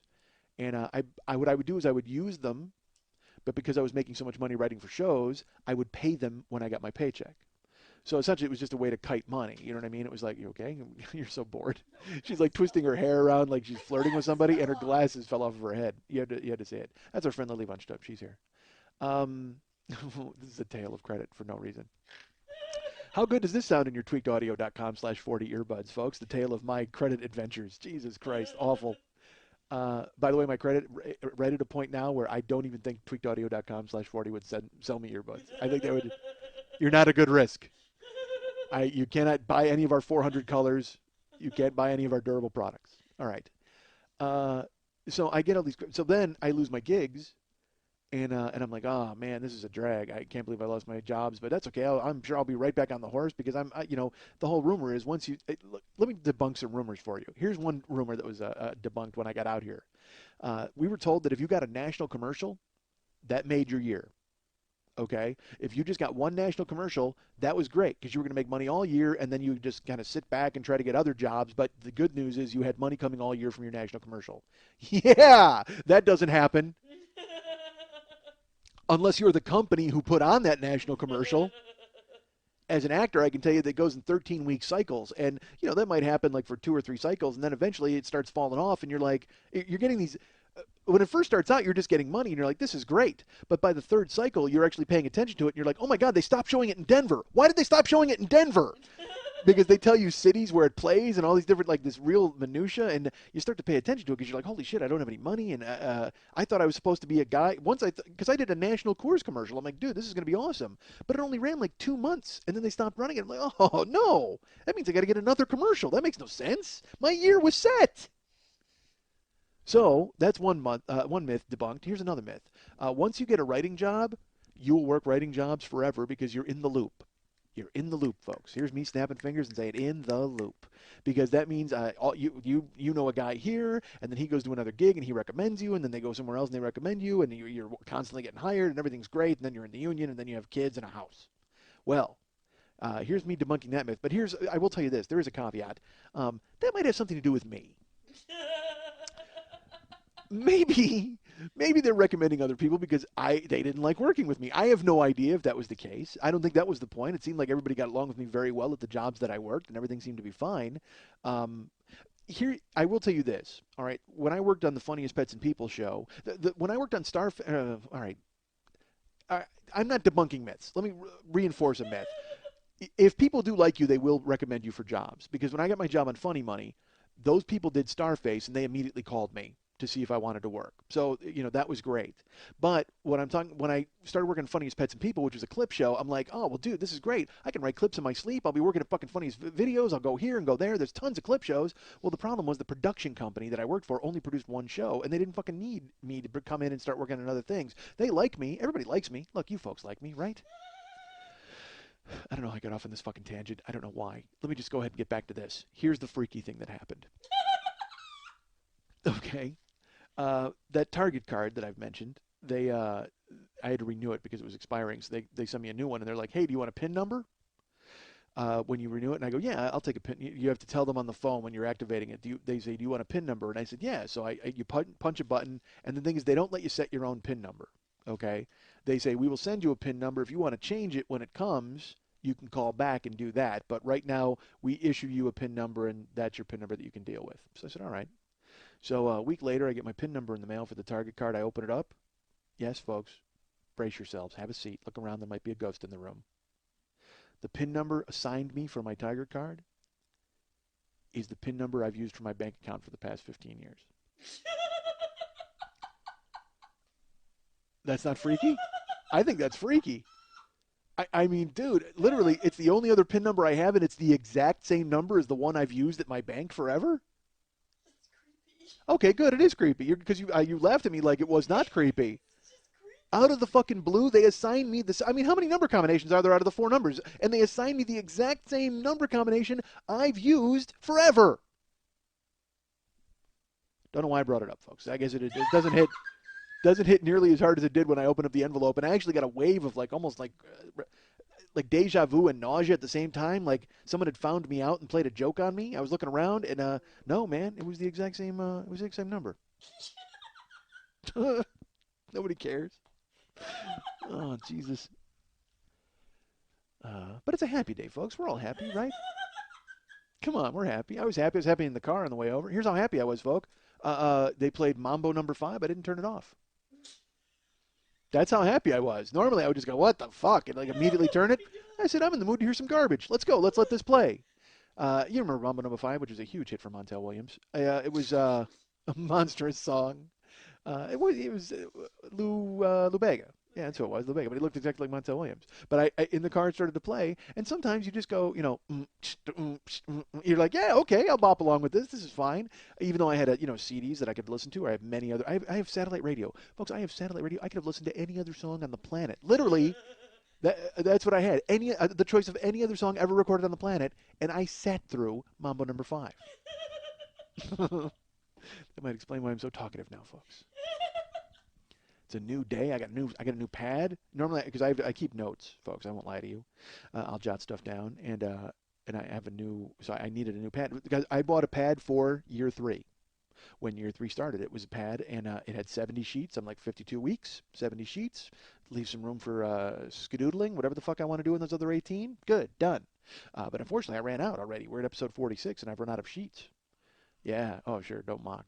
And so I had to buy a new pad. And it's funny, when I buy a pad, it's a sketch pad because I don't like lines on my paper. Yes, I'm a weird person. I don't like notebook paper because it makes me think I'm 11. I mean, I'm not a child. I use pens and I use paper, and I don't need fucking lines to tell me where I need to stay into. If I want to write fucking, if I want to draw an EKG, I will. Fuck you, lines.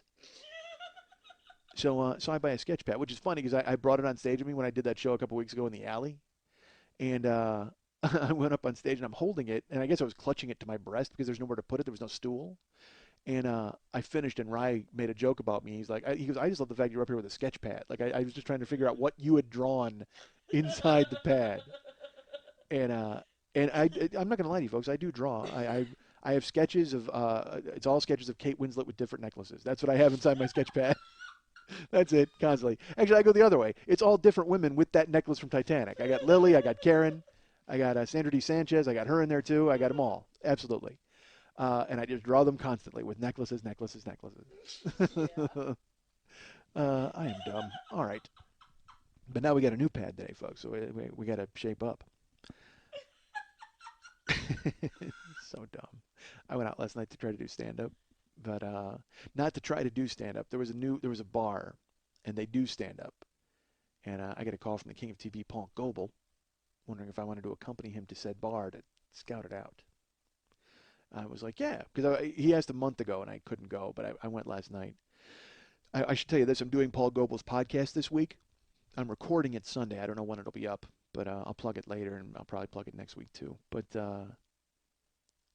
Paul gave me homework for his fucking podcast. He's like, he wrote me a note. He's like, hey, do me a favor. Try to watch Traffic Light and Mr. Sunshine because we're going to talk about him on the show. Listen, folks, all right. I recognize your show is about television and you want to talk about it and stuff, but you and Jim and whoever else is in the room, you can talk about that while I crack wise in the background, right? Can't you? Because I'm the guest. Aren't you supposed to make the guest feel at home? Well, you should have written me and said, hey, what do you watch? What can we talk about? What can we watch this week to make you feel comfortable so we can discuss it?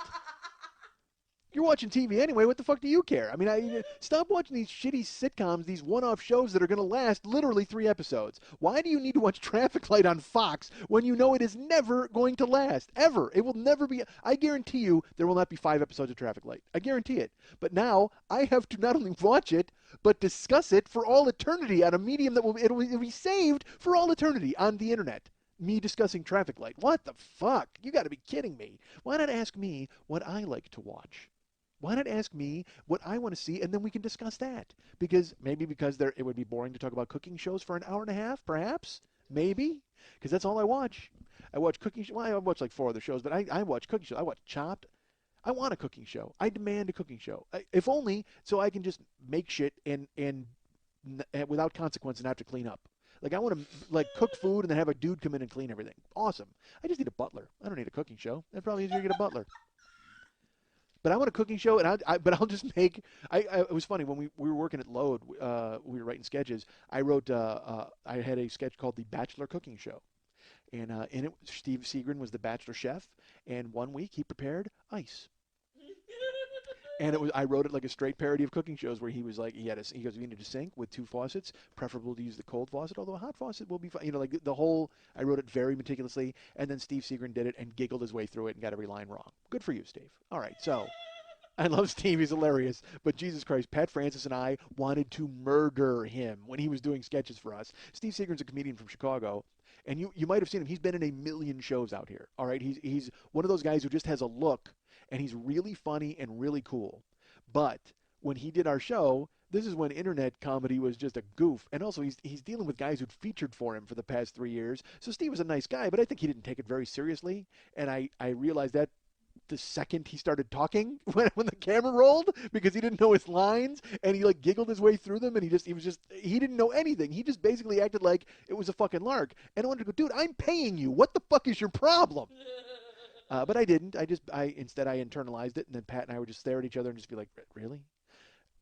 If you have to do more than 10 takes for a fucking internet sketch that lasts 30 seconds, we have a problem, a real problem. But I want a cooking show, man. Just fucking and I want, you know what? I want a cooking show, and I will name it something stupid, like, and never acknowledge it. Like, I want to call it like Cooking with the Critellis, like, you know. And then I won't make Italian food, And I will never acknowledge what it means. I will just be like, "Hi, welcome to Cooking with the Catellis. I'm Mike Schmidt. So today we're gonna make biscuits." And like people will be like, "Who the fuck are the Catellis? Why the fuck? Why aren't you making Italian food?" I don't care. I do because you know why? Because I make my own fucking rules. That's right. It's my own goddamn cooking show. If I want to have a cooking show, if I sit down and pour a bowl of fucking cereal, you'll sit there and pay attention because I'm fucking funny. That's right. I should just make a cooking podcast. That's what I need to do. Literally, all it will be, you'll hear the burners turn on, and you just hear boiling water. I'll just hold a microphone to all the cooking aspects. You'll hear sizzling in a frying pan. This is the plan. This is what I'm going to do. And you know what? That show will actually be ahead of this show on the goddamn fucking top 200. I'll bump down one more slot in the goddamn iTunes list. It'll just fucking put me gone.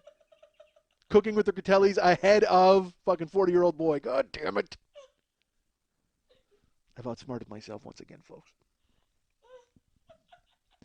I could not believe my PIN number of 7100 was the same. Oh, hold on. I shouldn't have given that out. Haha, good luck to you. Now the game is afoot. Now you've got to steal my debit card or my Target card, and then you're good. See, that's why I do it. I put my PIN out there, daring people to steal my cards. Take that. Wow. Yeah, I don't care. I don't fuck around. What am I going to do? You know, because, again, nobody's going to get their hands on those cards. And believe me, nobody's going to remember at this point because Karen can't even remember. I'll give her my card and go, here's the PIN.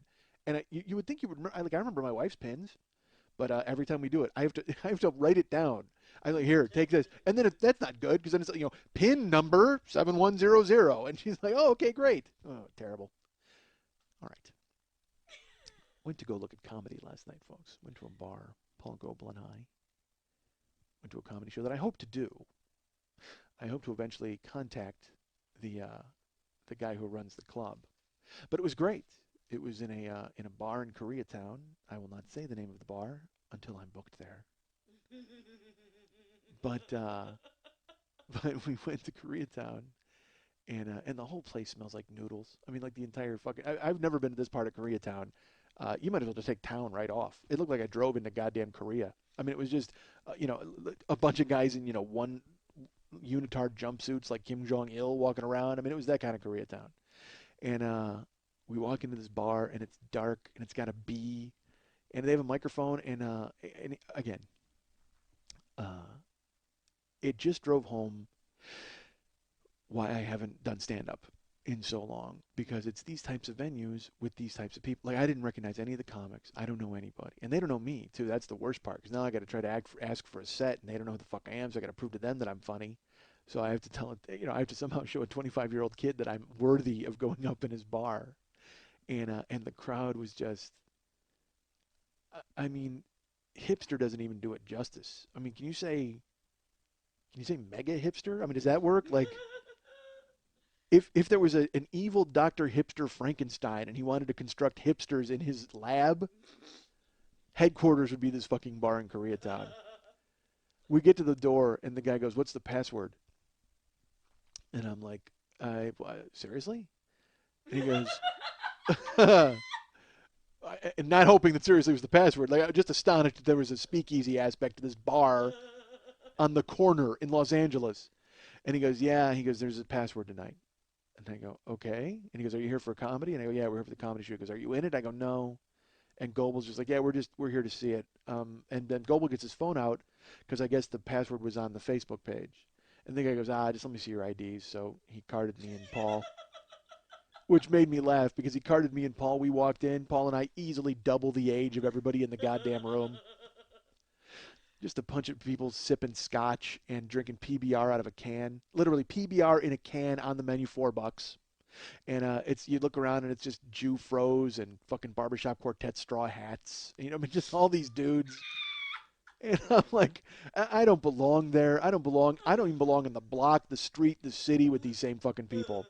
And I walk in, and they're just commiserating. And believe me, they were commiserating.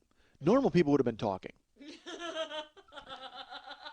But because they were hipsters with mutton chops, they were definitely commiserating. That's what was happening. And I walk in with Goebel, and he knew one of the comics. And then we're just standing there waiting for it to happen. And it just dawned on me just how out of it I am and how completely out of touch. I didn't know any of these comics. There were bigger names who were supposed to be there. There was a James Adomi and Eddie Pepitone. These are guys who are bigger names. But these other comedians, the guys who ran the room and then the other comics surrounding them, I don't have any touchstone with these guys at all. And vice versa. And rightfully so. I'm nobody. What the fuck? You know what I mean? They're nobody too, but they're nobody and much younger and with all of their lives ahead of them. They're not in a constant race with Target to try to beat them to the fucking punch and pay their credit card bill. They're drinking PBR out of a can and enjoying it, wearing too tight t-shirts and growing long sideburns. And it was so funny. I picked Goebel up at his house, and he's like, "Hey, you got to watch Traffic Light and Mr. Sunshine." I'm like, "Really, you ass? Why? I don't get it." So he's just, I like Paul, but he does stupid shit sometimes, man. He wrote me about going to this thing, and I'm like, "Great." I said, "I'll pick you up," and he's like, "Okay, about 8:15 or 8:30." I said, "Fine."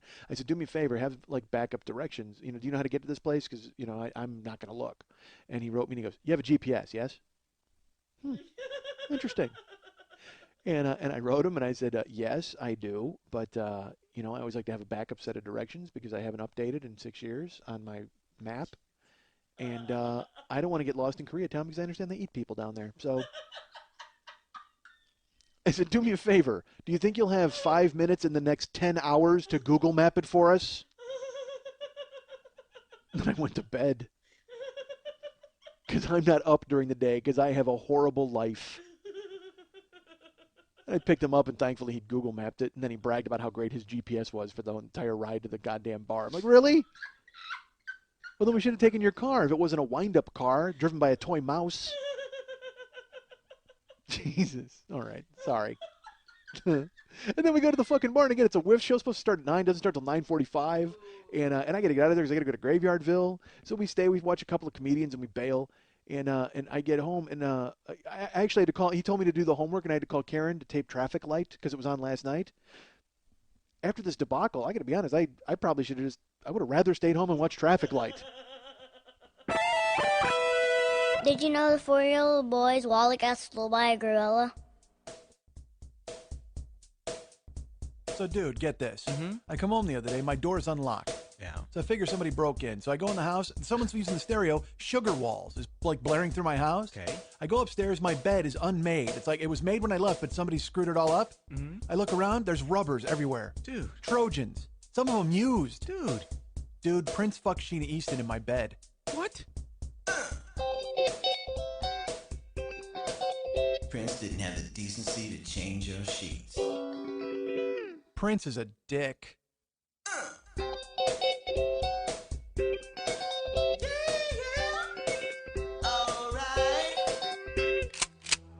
And now back to the 40-year-old boy. Already in progress. Went to a Super Bowl party this weekend. Monday. That seems like bad timing for a Super Bowl party, but it was fun. It's better when you know the outcome of the game. I got to be honest. Because then you can just talk to people and eat and enjoy yourself. I was at the Super Bowl party, and the game itself was the game, and that's fine. Congratulations to all of my fans in Wisconsin or fans who enjoy Green Bay. That's good for them. It's because when your team's not in it, you're just like, yay, whatever. Ooh, I don't care. I'm just there to eat macaroni and cheese and stare at the box and have fun, and be in a room with comics, which was really cool. I was at Mike Siegel's house for the Super Bowl party. Mike, he ran like a half marathon the day before or that morning. I don't remember. And then he had a Super Bowl party. I'm like, dude, that's crazy. I don't think I've run a half marathon in the past 4 years combined. But good for him. He's in good shape. He goes all over the world, and he goes by himself, my friend Mike Siegel. And he was about to buy his tickets to Egypt 2 weeks ago. Not even joking. Like he was going to go. And he goes, huh? He has friends. Like, he has a bunch of buddies that he's made on his world travels, and they were all going to Egypt. And get this. How about this for weird timing? They were supposed to go to Egypt in a month to start a revolution. Oh, Jesus Christ. How awful is that? You're just about to book everything, and then, oh, my God, the whole rug gets pulled, the whole magic rug, the whole flying carpet gets pulled out from under you. Folks. I watched the Super Bowl. You all watched the Super Bowl. It was fine. We watched the halftime show. That was fine, I suppose. Look, here's the thing. All right, the Black Eyed Peas. People need to draw a line in the sand. People need to realize what they want from their Super Bowl halftime show. Okay? Do they want old men who are accomplished at singing and playing their instruments? Or do they want young, energetic people who are attractive who couldn't sing if you fucking had them at knife point? All right? We can't pick a side and come down on it because you can't bitch about everything. You can't bitch that the Who last year looked like you could practically see them shitting their pants while they were on stage because they're incontinent. You can't bitch about that and then bitch about the Black Eyed Peas being young and running around like idiots and singing and not being able to carry a tune. You have to pick a side. You have to decide which one of those you want to see because that's all there is. There's no middle ground. Otherwise, we're going to get fucking, I was going to say James Taylor, but he's on the old people team. Who would we get? Like, you know what? Carrie Underwood. That's it. She's the direct middle of that. She's the direct middle of young people who can't sing and old people who are really accomplished and really well versed in their instruments and their songs, and you're familiar with their hits. Every year it'll be fucking Carrie Underwood. Is that what you want, folks? Or you know what? It'll just be the American Idol winner. That's who it'll be every year. Some fucking schmaltzy creation that comes wandering out of the primordial ooze with a fucking acoustic guitar strapped around his neck, and he sings some song about rockets and love and hearts and fucking jump off the stage and kill yourself. God damn it. I'll tell you what, they should start, you know what they should just do? From now on, just have the fucking halftime show and have that flyby with the fucking Blue Angels. Just have them carpet bomb the field at halftime. Don't do it in the beginning. Have them just fucking fly over and have them sonic boom the shit out of the stadium so then you don't have to listen to the fucking Black Eyed Peas warble. And I mean, look, Fergie is Fergie, all right? We all like Fergie. I think Fergie has the best stomach I've ever fucking seen. Holy shit, does she have a great stomach. I want to just, if I went to go down on her, the problem is I would tongue her navel for about an hour and a half. She wouldn't even get off. I wouldn't even get down to her fucking vagina because I'd have to stop at her navel because I would worship her stomach. Oh my God, it's fantastic. I would draw, you know what? I would take a picture of Fergie and put it on her stomach and cut the mouth out and make out with her navel. That's what I would do. Oh, Jesus. That's a stomach on Fergie. It's fucking fantastic. And a great ass. Jesus, her ass is just ludicrous. And that's the thing is I'm not fucking her voice, so I don't care what she sounds like. But she can sing. Fergie can sing because she was on American Idol a couple of years ago with Heart. Okay, you know that thing? Because again, American Idol has learned you take the old people and you pair them with the young people and you add them and take the average and that's what you get. That's what America likes. Okay? So that's what you need. Maybe you need old people and young people. But all right. Here's the thing. Fergie was on and she sang Barracuda with Heart. It was fucking fantastic. She was great. She nailed it. She fucking traded vocals with Nancy Wilson. It was or with Ann Wilson, I should say. And it was so good. So then I was like, well, Fergie can sing, so that'll make the Super Bowl halftime show tolerable at least. And they came out and it's just a bunch of people with like boxes on their heads and fucking glowing glow sticks. And look, I'm a 45-year-old man. I get it. And by 45, I mean 43. Let's not give me 2 extra years yet.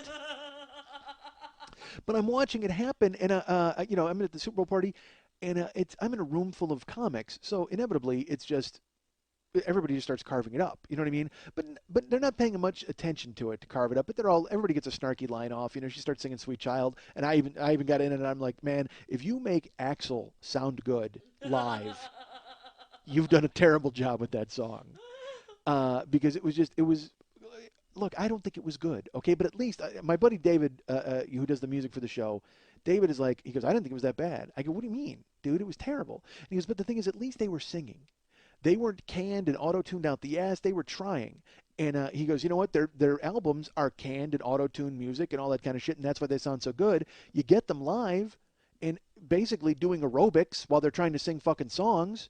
They did. They tried to cram 6 fucking songs in 11 minutes and run around while they were doing it. They drop Usher from the fucking scoreboard, and then who else showed up? Somebody else was like Slash came out of the ground. I mean, you're watching it, you're just overwhelmed with it. You're just going, just end and stop, okay? But here's the thing. Then I go on Twitter, all right? And again, we all know I have my problems with Twitter.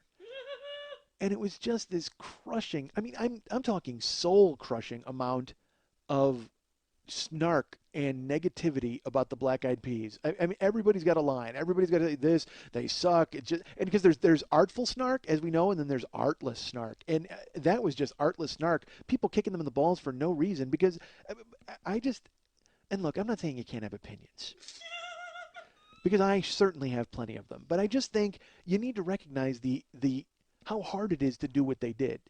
All right, they're trying to sing and entertain the world, and they're running around like psychopaths and trying to hold a note while they're running. I mean, you can't fucking do it. That's why they book old people for the fucking Super Bowl show. They don't run.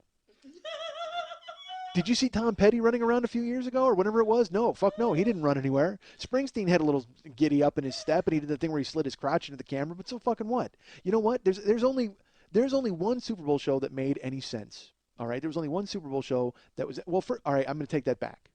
All right, there are two. I really thought, this is going to sound stupid, MTV used to do the show, and then after Janet Jackson showed her nipple, that's when they started to bring off the old people. They were like, oh, fuck, we better bring some old people there because, let's be honest, Pete Townshend's not going to show a nipple to anybody, right? Nobody wants to see Grandpa's nipples. That's not happening. So I watched it. I thought when MTV did it and they had Aerosmith and Britney Spears, I loved that fucking halftime show.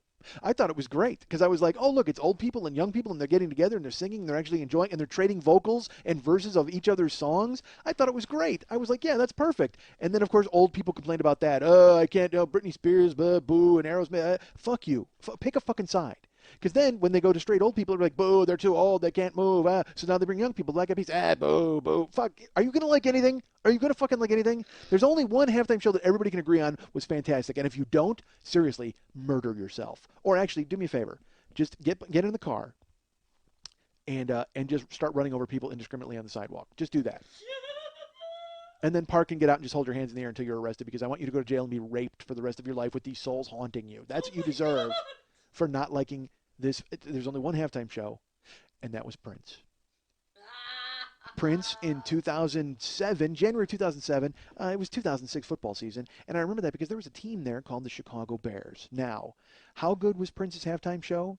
It was so good, I almost didn't care that the Bears lost. That's how good he was. Go find it on YouTube because I looked forever on YouTube to try to find it, like for years, like the past few years, and it's never been up because I will say one thing about Prince. First, well, I'll say a few things about Prince. One thing, he's fucking crazy. Prince is crazy, but you know what? He's earned the right to be crazy. It's like Prince could be an asshole to anybody that he wants to be in the world, and if anybody comes up to him and goes, hey, you're being kind of an asshole, he could just go, I wrote controversy, and walk away.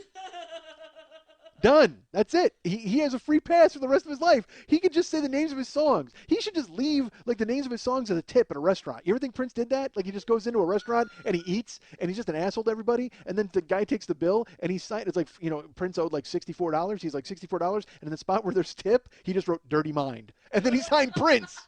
Holy shit, that's awesome. Yeah, you're goddamn right. Dirty Mind's worth it. I take that. Because you know what? We all need to be in service of Prince. All of us need to go ahead and do whatever we can to make life better for Prince. God damn it, the guy deserves it. He's brought so much into our fucking lives. We need to do everything we can for Prince. And the thing is, Prince is an asshole. He acts like he just does his funky purple nonsense all over the fucking place, and he gets away with it because he's fucking Prince. It's genius. He did that halftime show. He busted out, he did Let's Go Crazy.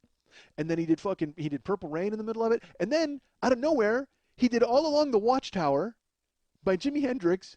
And then he threw in Best of You by the Foo Fighters. Now, here's something you might not know. He threw in Best of You by the Foo Fighters. Dave Grohl of the Foo Fighters did not know Prince was going to do that. He had no concept that was going to happen. And the thing is, Dave Grohl is a huge Prince guy to the point where they actually used to do Darling Nikki on stage, and they've released it on. You can get it on. I don't know if it's on a CD actually, or if it came in a bonus set. But the Foo Fighters did Darling Nikki off of fucking Purple Rain.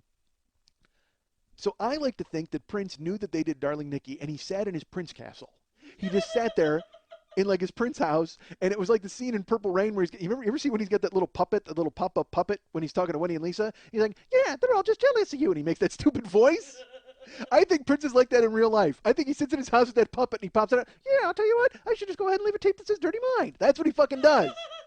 So he heard Darling Nikki, and he was up in his diabolical purple fucking mansion, and he just had his fucking fingers together. He's like, pulled up the little puppet, and he's like, I'm going to do their song on the fucking Super Bowl halftime show. There's nothing they can fucking do about it. He just fucking did it. Dave Grohl says, he goes, I was at a Super Bowl party, and he heard the notes, and he's just like, no, that's not fucking happening, right? And then Prince does Best of You, and never even asked permission, never even fucking, they didn't even know he was going to do it. God damn it, that's what Prince should be able to do at all times. Prince should just roam the land and come to your house and sleep in it and eat your food and fuck your women, and you should go, yes, thank you, Prince. God damn it, the guy rules. His halftime show was fantastic. Jesus, it was just fun. He's playing in a driving rainstorm. That's the best part. I love to think that he never even gave his set list to the fucking NFL because he's Prince. He just does whatever the fuck he wants. He walked in, they were like, what's your set list? And he just mailed back a note with that symbol on it that he changed his name to. They're like, all right, well, I look forward to hearing it because he's goddamn Prince. He can do whatever the fuck he wants, whenever the fuck he wants. God damn it, I love him. I love him. The stories you hear about him, he was on American Idol too. He did American Idol a couple of years ago. Well, he was supposed to do American Idol. They hoped he was going to do American Idol. He had told them he was going to do American Idol. Then he didn't show up. So they're waiting, and they're waiting, and they're waiting for him to show up, and he's still not there. They're doing a live program, and they have a section blocked off for Prince. He's not there. Nobody knows where the fuck he is. And sure enough, 10 minutes before Prince's segment, a limousine pulls up out back.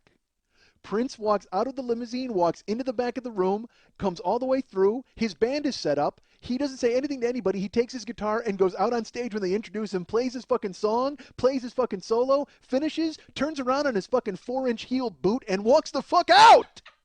They try to talk to him, like Ryan Seacrest and Simon and Paula Abdul. They're like dancing, and they're like, and then they go to talk to Prince. He plays, throws the fucking guitar, turns around on the boot, walks all the way back, walks through the back of the thing, gets in the limousine, and fucking drives away. Prince. Just fucking game blouses at all times for Prince. God damn it, he's awesome. Oh, he's the greatest. I've seen him. I've actually seen him a couple of times. I saw him in. Unfortunately, I haven't seen him recently. I saw him on both the Purple Rain tours. I saw him twice on Purple Rain, and I actually saw him 2 nights in a row. All right, I'll tell you this story. All right, so I was I was a kid. Obviously, this is this is the 5th year of my second senior year, 5th year of high school, and at the time I was working at a grocery store, which I will tell you about another time. But there was a woman there who was a cashier who I had a crush on, like a major crush on. Her name was Chris Gannon. And she liked me too. Like she thought I was very funny. Because again, even though I was a fucking idiot, I was still funny. So as a bagger, this is before I was checking. This is when I was a bagger. I would always be at her aisle. I would bag for her. I would just and constantly talk to Chris. And I really liked her. So she had said to me, she liked Prince, and I was excited about Prince because 1984 had come out that summer, and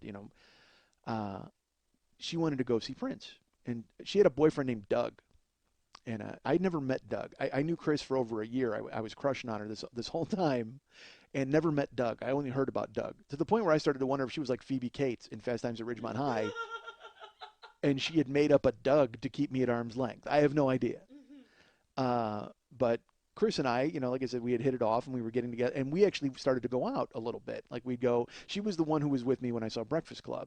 I think I told you this story, and I was sobbing at the end of it. Unfortunately, sitting in my chair with this girl who was 23, all right, and I'm fucking 16 or 17 at the time, but she thinks I'm older. Like I had told her I was older.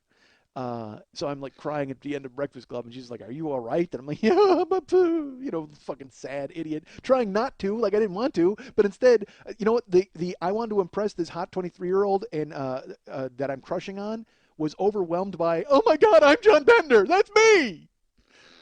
So I watched it when he put the fucking fist in the air. I'm just like sobbing at the end, horrible. But to her credit, she overlooked it, and so we would go out more and more. We actually went. Here's a funny story I'll tell you. I think I told you this story. She wanted to go to a comedy club once, and I was a guy who I wanted to be a comedian.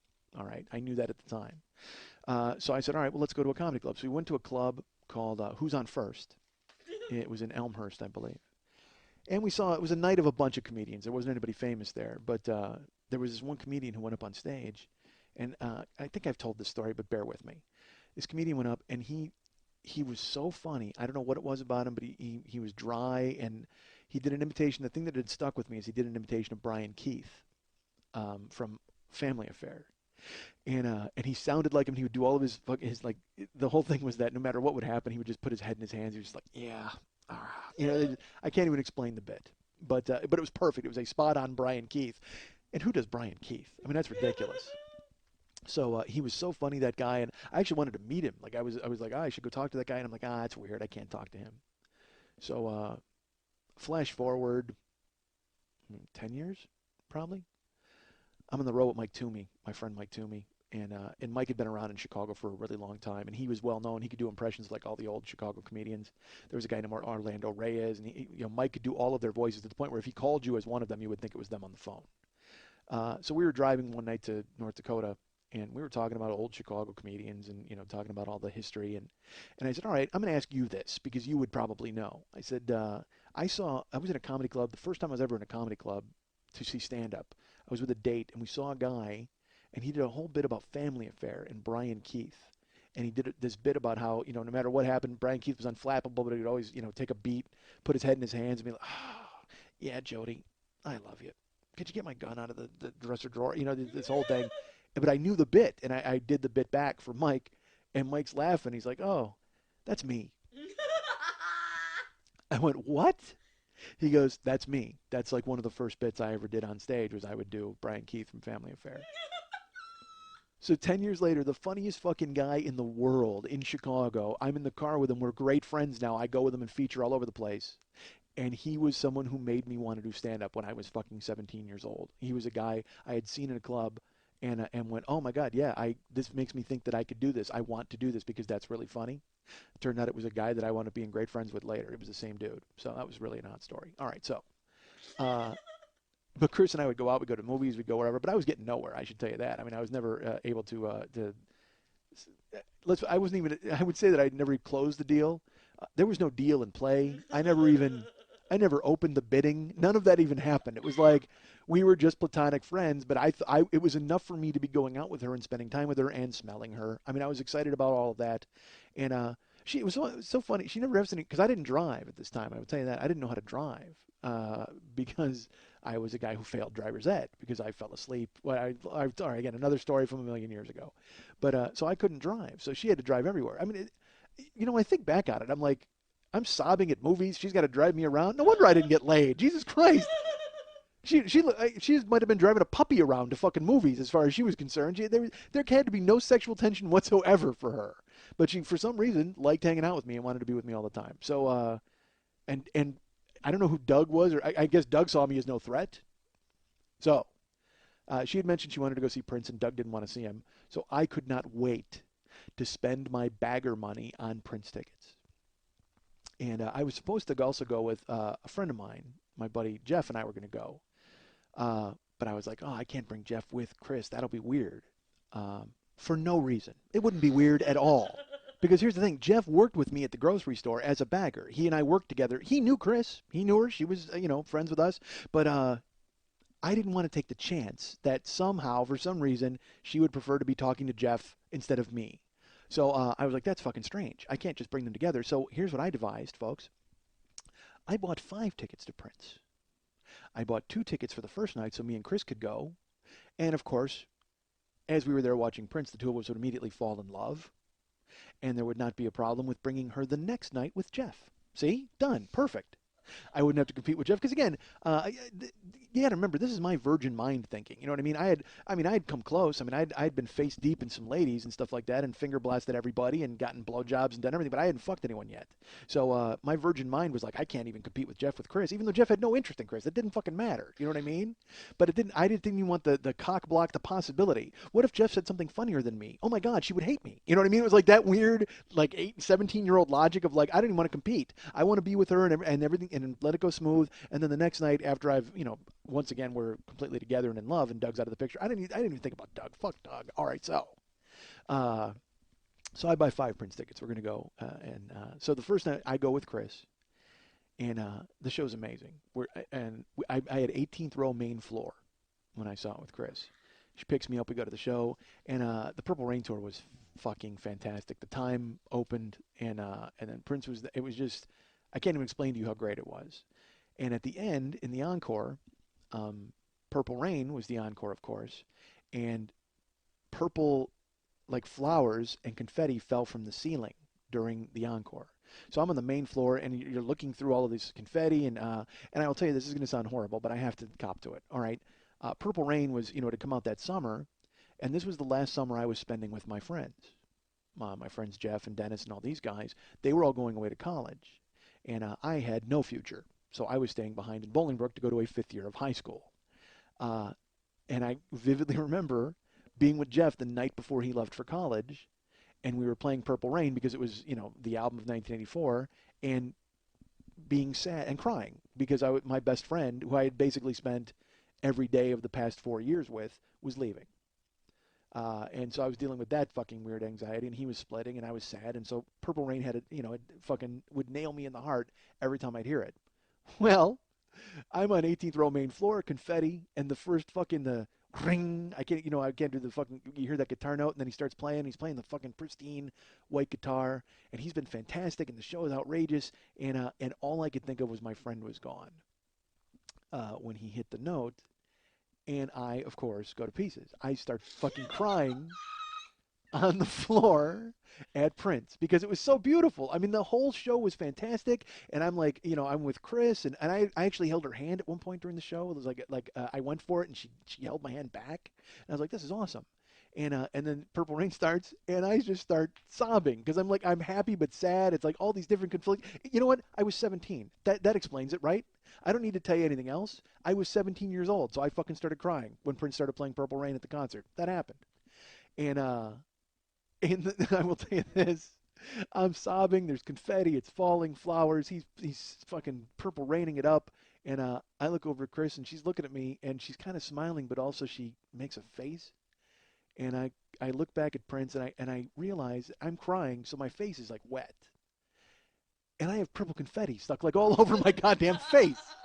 Because I had looked up to see where it was falling from, and it had landed on my head. So I look like Grimace. That's what I look like.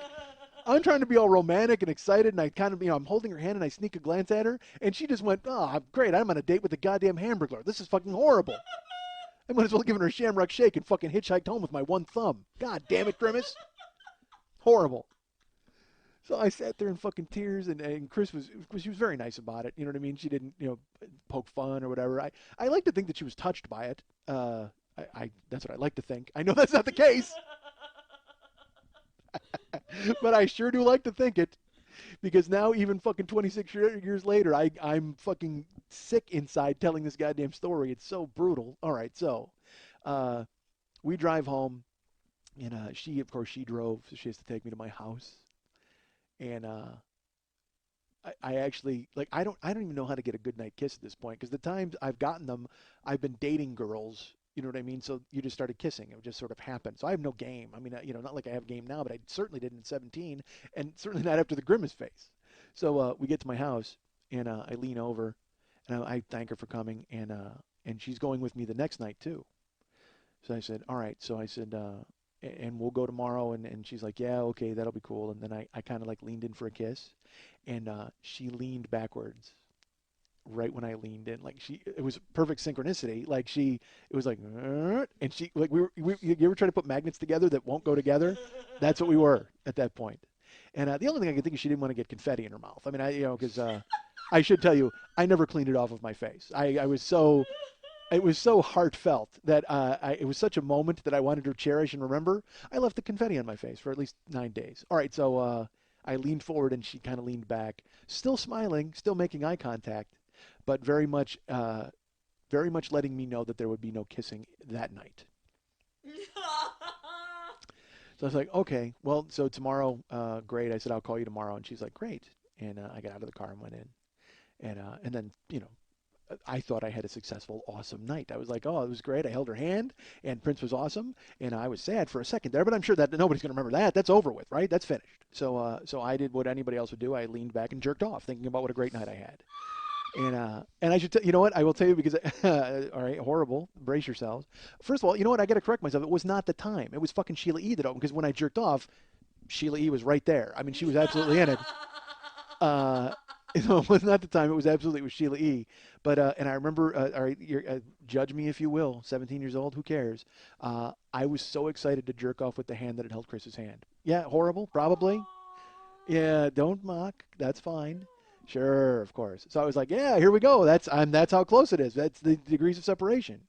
And it dawns on me, you know what? The show was not the next night, because Jeff had to get home from Southern. He was down at Southern Illinois in school. So I think it was 2 nights later. But the next day I called Chris and talked to her on the phone. And, just we had talked all the time on the phone, and I was setting up, just wanted to go ahead and touch base and make sure she had a good time. And Chris told me that Doug didn't want her to go to the show with me the next night. Now, let me tell you, folks, you have made a stunning impression on a woman. if she uses her imaginary boyfriend to cancel a date with you. He had to be imaginary. I mean, he had to be, because she went with me all the time. We go to movies all over the fucking place. When did she see this fucking guy? I had no idea. But apparently, imaginary Doug laid down the law. And let's put it this way. I never met Doug. I wound up never meeting Doug, but I can tell you exactly what he looked like. He looked like a 17-year-old boy with tears and confetti all over his face. Don't awe me. I'm being serious. That's exactly the image she had in her mind when she went, yeah, Doug's saying that I can't go to the show. So, because that's exactly who told her she couldn't go. So, my plans of falling in love with Chris were dashed, of course. Well, I mean, let's put it this way. My plans of my falling in love with Chris being returned in any way were dashed. I still was not going to put the torch out. I figured I could vault this Doug problem eventually, but I wasn't going to be able to talk her into going. But I had already bought the ticket, so what the fuck am I going to do? I'm not going to eat a ticket. I got to go, and Jeff's going with me, so I'm excited about that. So I didn't know who to take. And again, folks, virgin 17-year-old idiot doesn't know anything. There was a girl, I will tell you this, there was a girl in my school at the time. And again, this is my second senior year, 5th year of high school. There was a girl in one of my classes, and she would talk to me, and she was kind of a cute girl. And I knew she loved Prince because she had talked about how bad she wanted to go. And I will tell you this, too. This is weird. Again, make yourself 17 again and think of this. We were talking once in class, and she touched my hair. And for some reason, that made me think this chick is into me. She was talking about how my hair looked nice, and she ran her hand through it, like that thing, because my hair was, folks, I had a head of hair, and it was feathered back. Like it was that, crazy feathered back hair. And she put her hand in it, and she ran her hand back, and she's like, yeah. She goes, that just feathers back. And, I immediately had a hard-on, of course. I mean, it's high school. I'm a walking hard-on at that point.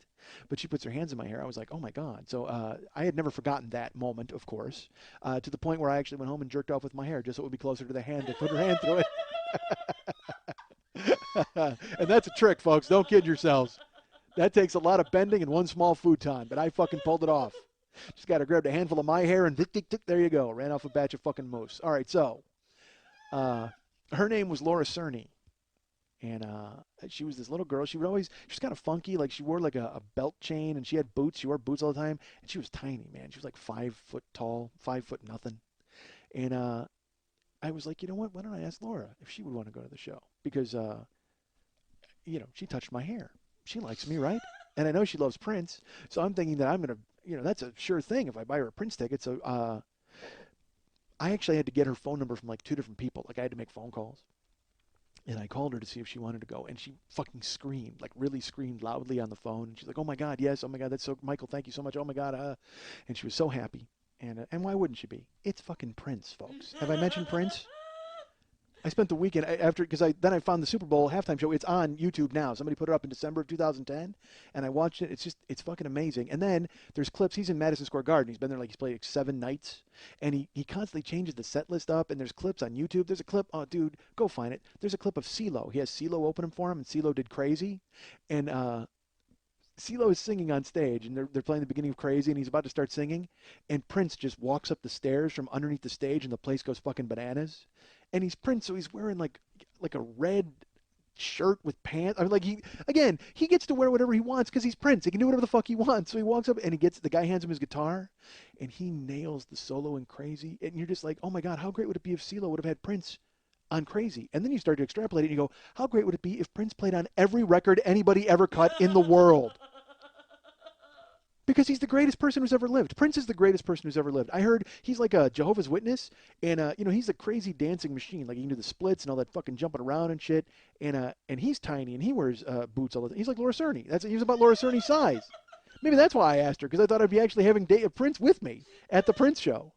But sure enough, he's fucking I heard that he needs surgery on both hips. Like he needs hip replacements from all these years of abuse, but he won't do it because he's a Jehovah's Witness and they don't believe in surgery. But then when you watch him, he still dances and moves and does that shit. He's just like, I'm Prince. Fuck it. I'm soldiering through it because I'm goddamn Prince.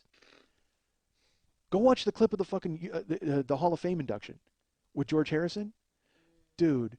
Prince gets inducted into the Hall of Fame the same year as George Harrison, and at the end they have like the jam session, and they're playing While My Guitar Gently Weeps, and then Prince just out of nowhere shows up, and he just starts playing the solo, and he fucking destroys the place. He shreds it. It's Tom Petty, all these different people on stage, and you don't care. No, none of them mean anything because Prince just comes on and he's this charisma vacuum and sucks all of the attention his way.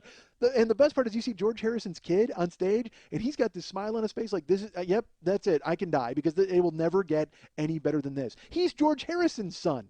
His dad was one of the Beatles, and he's looking at Prince like, this is the greatest moment of my life. Because Prince never grounded him. That's why. He's got that separation. George Harrison has the dad thing with him, but he's like, dude, you could say, I'm sperm from the Beatles. That's what I am. But it doesn't matter because he's looking at Prince. He just got this look on his face like, holy shit. And then Prince also at the end of the solo, if I remember correctly, he just storms off. Just fucking disappears again, walks out the back, gets in the limo, leaves. Goes home and makes fucking pancakes for Charlie Murphy and his flunkies. God damn it, Prince. That fucking story and the Chappelle Show, both those stories, Rick James and Prince stories, if those are real stories, again, if you're Charlie Murphy, you can die a happy man. That Prince story, dude, when Charlie Murphy tells the Prince story, all right, look, it's fucking hysterical anyway. But then they wind up back at Prince's house and they're going to play basketball. I'm sharing this with you now. I always say there are moments, if aliens came to Earth and they wanted to know what comedy was, what would I show them? There's a couple. One of them is there's a scene in It's a Mad, Mad, Mad, Mad World where Ethel Merman is trying to call Dick Shawn on the phone.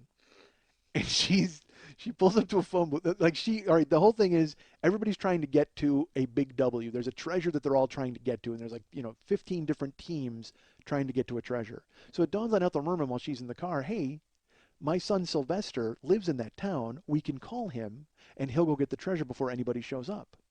So they cut away to a few other people. Then they cut to Ethel Merman at a phone booth. She has the phone to her ear. And the phone is ringing, and she's just like looking at the phone. So they cut to Sylvester's house where the phone is. And I'm never going to make this funny. You have to see it. In Sylvester's house, he lives in like a surf shack, like a cowabunga surf shack. He's wearing nothing but swim trunks. And he has a woman there in a fringe bikini. And they are listening to the craziest. I don't even know what this song is. It's a song I've never heard before in my life. I want to buy it just so I can do this dance in my house. And the woman in the fringe bikini is doing a dance with a completely straight, serious face. And she's doing this like weird twist and the fringe is moving on her bikini. And Dick Shawn is Sylvester. He's screaming at the top of his lungs. He's like, woo, mama! And he's hitting himself in he's punching himself in the head. He's so happy. And the phone, you see the phone in the background, you just hear it ringing. It's just ringing periodically. It's ringing and ringing while he's playing this song and dancing around. And this crazy woman, they cut back to Ethel Merman at the phone booth. She's like, I know he's home. It's like, yes, he's home. He's doing the craziest thing you could ever imagine because it's perfect comedy. Have you ever called anybody and the phone is ringing? You're like, fuck, I know they're there. What could they possibly be doing? You know what they could be doing? They could be wearing swim trunks and punching themselves in the head while a stone-faced, serious hot chick dances around in a fringe bikini. And you jump on the floor. It's fucking fantastic comedy because it's just that mystery of, I know he's there. What's going on? That's what's going on. Something you would never guess in a million years is going on. Fucking brilliant funny. So, and the same thing with the Chappelle Show. The Rick James and Charlie Murphy, that story is fantastic. But Prince and Charlie Murphy, dude, when he's telling the story about how they're at the club, and then they go to Prince's house, and they're hanging out listening to new jams, and then Prince says, does anybody want to play basketball? If you were with Prince, first of all, being in Prince's house is weird enough, all right? I can't even imagine doing it. But then Prince challenges you to a game of 5-on-5 at his personal basketball court. All right, that's crazy enough. And the reaction shots of Charlie Murphy, it's told beautifully. Prince is like, do you want to play some basketball? And Charlie Murphy just goes like, like he starts to laugh. And then Prince says, you and your friends against me and the revolution. And Charlie Murphy, he doesn't even look. He does that weird thing, where he just puts his hand out and grabs his friend's hand and goes, and they're looking at the floor like he can't believe that Prince is challenging him to basketball. It's the craziest thing in the world. And it is, again, if I was going to show anybody comedy, I would show them that moment when he challenged them to basketball. And then Prince has his butler get clothes for Charlie Murphy and his friends. He gets them basketball clothes, so they change. They change into fucking shorts and short sleeve shirts, and they go down. And again, the storytelling, the camera work, the reveal on it is so beautiful. Charlie Murphy's like, yeah, we change into this stuff, and we get downstairs, and Prince shows up, and they cut to just this smoke, like a smoke-filled room, and you just hear like, and he goes, and they come downstairs dressed in the same shit they were wearing at the club. Prince is still wearing this fucking long-ass purple trench coat, and all of his friends, the guy, Mickey Free from Shalimar, they're all wearing the fucking torn shirts and leather pants they had on at the nightclub, and they're still going to play basketball. They made Charlie Murphy change clothes. They made him and his friends put on these, like, fucking ragtag duds that they had whenever they challenged anybody. I just picture Prince and the Revolution constantly working on setting back picks. Like, they were playing hoop all the time, and they had these clothes there just in case 5 people came over that they could challenge to a basketball game. Are you shitting me? Now, look, I know Prince is like a recluse up in his funky purple mansion, and rarely does he get company, but the fact that he would have clothes on hand just in case, on the off chance 5 people stopped by, and me and the Revolution could challenge them to a basketball game. Oh my God, you could not write that sketch. If you wrote that sketch, you'd be so proud of yourself forever. You'd be like, oh, I wrote the sketch where Prince challenged some guys to basketball, and then he wore the outfit, the boots, and still beat their ass. Holy shit, game, blouses, the fucking dunk. It's literally the funniest moment. I remember because Jeff, it was Jeff or Dave Mex. No, it might have been Mex who called me and is like, "You have to see. Have you ever seen this?" I go, "No, I don't. What are you talking about?" He goes, "Dude, you have to see this." And I watched it, and I might have been paralyzed with laughter. Like my stomach, like I was holding it. I was in pain because it was so fucking gorgeous. They came down wearing the same shit they were wearing in the club. He's just like completely thrown. Oh my God. So how did I even spin off into that? Because Prince is a genius. Because I've been watching YouTube clips of him for the fucking 4 days. There was a clip where they were like, Prince kicks Kim Kardashian off stage, and I watched it, and everybody made a big deal out of it. But what they don't realize is Prince kicks everybody off stage. That's what he does. He'll bring a girl up and he'll make her dance. He'll go, "Let's do the bump," boom, boom, boom, boom, and he does a bump, and he goes, "Get off the stage." That's what he does. Just because it was Kim Kardashian doesn't mean he was doing it in a mean way. He does it to everyone because he didn't fucking care. He didn't go, "Oh, look, Kim Kardashian." He went, "You, come on up." And he just brought a hot chick from the stage up, and they're supposed to do the bump with Prince. And she just stood there like a fucking bump on a goddamn log, and he was like, "All right, get off the stage," which is what he does to everybody. So it was her fault for not dancing, but he kicks everybody off. It wasn't Kim specific. But I will tell you this too. Let's be honest. I love Prince, and good for him. He's an athletic guy. He's got bad hips. He does not want to do the bump with Kim Kardashian. That is not an ass you want to bump lightly, folks. That is either she's going to do the bump and Prince is going to wind up in the fucking upper deck, or he's just going to get sucked into the Kim fucking ass vortex, and all you'll see is just like a starfish with a purple hand fucking hanging out of it. That's going to be horrible. You don't want that to happen. So yeah, he gave up. But watch the clips. God damn it, that CeeLo solo and just any clip you can. Just watch Prince. He's the fucking man. All right, so he was worth tears and confetti all over my goddamn face. He earned it. So Laura's going to go with me to the show, and I called Jeff, and I have to explain to him that Chris isn't going, and I have to explain to him that Laura's now going, and he doesn't really know Laura, okay? But I will tell you this: in school, because Laura's younger than us, so Jeff was class of '84, and now he's already down at college. And Jeff was, I'm not gonna lie, he was like a ladies' man in school. You know what I mean? He banged a bunch of chicks, and he was always dressed nice, like wearing sweaters and fucking bow ties and shit in school. Like, I mean, you know why? Because Jeff played basketball and he hung out with the brothers, so he knew how to dress. So he was that guy who could dress and dance, and he was fucking hysterical. He wasn't me. I mean, I was just funny. You know what I mean? Nobody wants just funny, but the fucking and then crying at a drop of a hat. Nobody wants that. Can't drive. I'm very attractive. So I tell Jeff, I'm like, yeah, we're gonna go, and this girl Laura's gonna go. He's like, great. He goes, who's driving? And because Chris was going to drive me and Jeff, and I go, oh, dude, I don't know. And he goes, well, I can't, my car, because he had a small car and it wouldn't fit 3 people. And I tried to explain to him how Laura was really small. Maybe we could I'll just wrap her around my face at that point like a goddamn air mask in a plane. You know what I mean? And then if we hit a speed bump, Laura will deploy from the ceiling. I'll just wrap her around my face and try to fucking breathe. Because she was tiny. Wait for it. And he's just like, dude, that's not going to happen. I mean, and I think Davo, his brother, had the car too. So he's like, we can't do it. And I'm like, fuck. All right. So now we got to find a way to the Rosemont Horizon to see Prince. So the only thing I could do was I could ask my mom if we could use the car. Except I can't drive the car because I can't drive. Now, I should tell you at this time, my stepdad, Dan, is living with us. He's not my stepdad yet, but he's like my mom's new boyfriend. And we get along, but it's as weird as you would think. I mean, it's just a guy who lives in your house. You know what I mean? And he, to his credit, he wasn't telling us what to do. He didn't try to be a disciplinarian. He didn't try to do anything to us. He just lived there. And he was a nice guy. He liked football, so we liked him, and he didn't get in our way, and we didn't get in his. And it was funny. He had just been in a motorcycle accident, so he was kind of wrecked up. But he had his own car there, so I knew that my mom would actually maybe let me use the car because Dan had a car. So I went through and I explained the situation. I'm like, look, my friend Chris can't go, and she's out, so Jeff's gonna go, but he can't use his car. Can we use the car? She's like, well, you can't drive it. I go, I know, but Jeff will drive.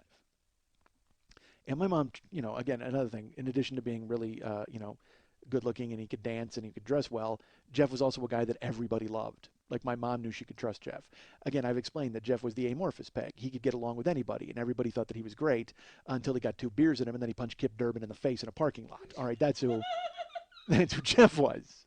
Because Jeff was like me, but with a harder candy shell on the outside. All right, Jeff was like me with a brain. Like I would say whatever the fuck I wanted and do whatever the fuck I wanted and didn't care about it. Jeff picked his spots. Good for him.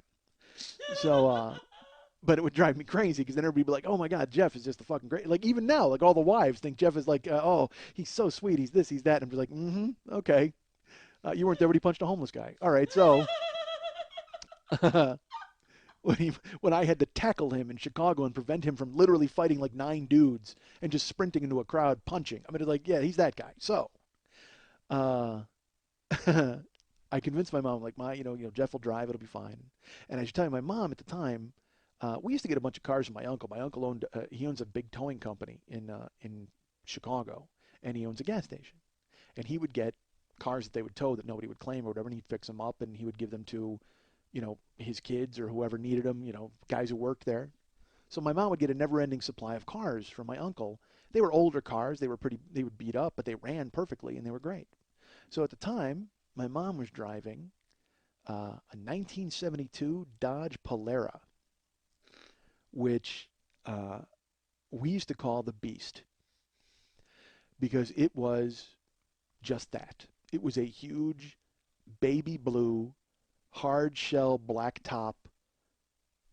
It looked like the Deathmobile from Animal House. It was just this.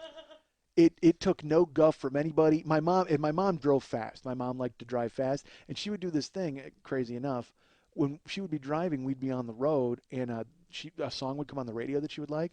She would turn it up and lead foot it, and she would actually drive to the beat of the music sometimes and laugh, say there was like an Elvis song and it was like stuck. There's a song called "Stuck on You" and it would go "Stuck on You," boom boom boom boom, and my mom would go, and she would rev the car with the song, and we'd jump because there was the engine was retarded. I mean, it was like there was so much power in this fucking car, and it made that noise that like, oh dude, it was a weapon in my mom's hands. But she would laugh and smoke and play Elvis and fucking drive like a psycho. So I was going to get my hands on the Beast for the night. So I was excited. I was like, all right, here we go. Jeff comes in. Eddie Haskell's my mom, so she trusts him. We get the car and we split. We got to go pick up Laura. So the Beast is a giant car, and it could probably fit 3 people in the front. We go to Laura's house to pick her up. She comes out, and she's looking great in her little black suit and little black clothes and silver belly chain and boots with silver buckles. She was very, I guess she was goth before goth was cool, I guess. But she walked out, and I let her in the car, and I let her in the front, and I sat in the back because I thought I was being polite because I thought it would look weird if all 3 of us were in the front. So we get in there, and she sees Jeff, and she goes, "Oh my gosh, I didn't know you were coming." And he's like, "Yeah." And we explain. She's like, "Oh, is this your car?" And she's like, I noticed that she's starting to, what's the proper word here? She's starting to moon over Jeff in the front seat. And I mean, I should tell you, I'm in the back seat of the Beast, which means I may as well be in a U-Haul trailer behind it because this car is a living room with wheels. I mean, it is this giant fucking monstrous car. And she gets in the front seat, and all she's doing, she's talking to Jeff.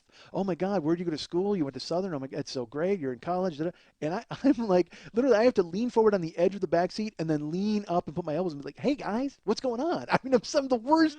I'm Flounder in Animal House. That's who I am. I'm just like, hey, you guys playing cards up here? Yeah. So fucking horrible.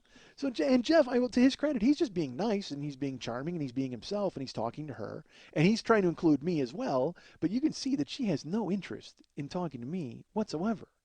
And part of me wants to go up and put my hair on her face. Hey, remember that? Remember my cool hair? Go ahead, run your hand through my hair, please. Help us out.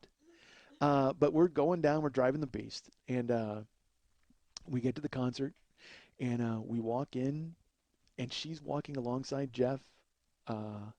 To the point where we actually go to walk in, and she like Jeff lets her in the door first, and then he goes in behind her, and I walk in, and she goes, "Oh, he has the tickets back there." She goes, "Come on, come on," and like I'm I'm the fucking ticket holder. I'm nobody. I'm the valet at this fucking point. I'm the turnkey that got her into the fucking Prince concert. That's the only thing I am. So we go to our seats, and she spends the whole time talking to Jeff. She's standing on the seat. She's leaning on Jeff's shoulder, and he's looking at me like, dude, I'm sorry. I don't get. And she wanted nothing to do with me, dude. I brought her to Prince.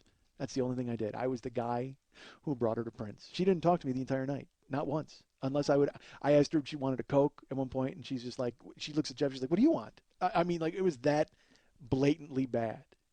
And so we're watching the show, and it's fucking phenomenal. Prince is there. Sheila E. She brings a guy up on stage. It's funny. You thought Prince kicking Kim Kardashian off stage? Sheila E. brought a dude up, and like 2 security guards made him sit in a chair, and she jerked him off basically in front of everybody. That was her whole deal. It was lipstick on your collar, she sang, and she would run her hands all over him, and the guys were told, do not put your hands on her. Don't, there were big guys standing next to them, because one guy tried to reach up and they immediately grabbed his arms and yanked him down. And then she basically gave a guy a lap dance and got him off in front of everybody. You're just like, whoa.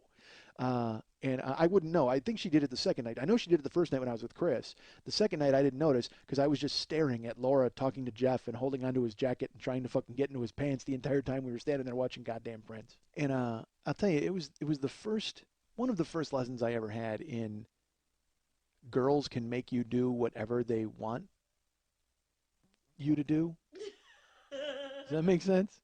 No, girls can make you do whatever they want you to do. Is that what I said the first time? I don't know. I'm confused. All I know is I was a goddamn Laura Cerny puppet. I mean, I bought her Prince tickets. I think I bought her a Coke, and the whole time she just sat there and stared. I think she looked at Jeff more than she looked at Prince. Seriously. She screamed her lungs out and had a great time at the fucking show, but she kept, I mean, I would try to look at her and talk to her and nothing. I mean, to the point where we had seats like 1, 2, and 3 in the aisle, and when I walked up, she's really small. So I was going to give her seat 1, so me or Jeff would not be in front of her. So I let Jeff go. I go, all right, Jeff was going to get seat 3. He walked in, and I was going to take seat 2, and then she'd be in seat 1. He went in seat 3, and I went to walk, and she goes, oh, I'm good in the middle. She actually walked past me to get between us, so she would be like closer to Jeff so she could talk to him. And I was fucking miserable. I was, and I will say I was, I felt used and fucking betrayed. And I will be honest, part of me was pissed at Jeff, but there was no reason to be mad at Jeff. I wasn't really mad at him. I was just mad at the situation. You know what? I was mad I wasn't Jeff. I'll be honest. I mean, I was like, because he was the guy, like she wanted to be, and then, I got to look at this realistically. This is a girl who, out of the blue, I asked to go to Prince. And then she got in the car, my mom's car, that I wasn't even driving because I couldn't drive it. I mean, how attracted to me could she be, possibly, at that point? I have no reason to be upset, but I was, man. I was fucking pissed. Like I said, I was pissed at her and pissed at Jeff and pissed at me because I fell for it. That was the thing. I was more mad at me because I thought I was actually, I knew she didn't, I don't know what I thought.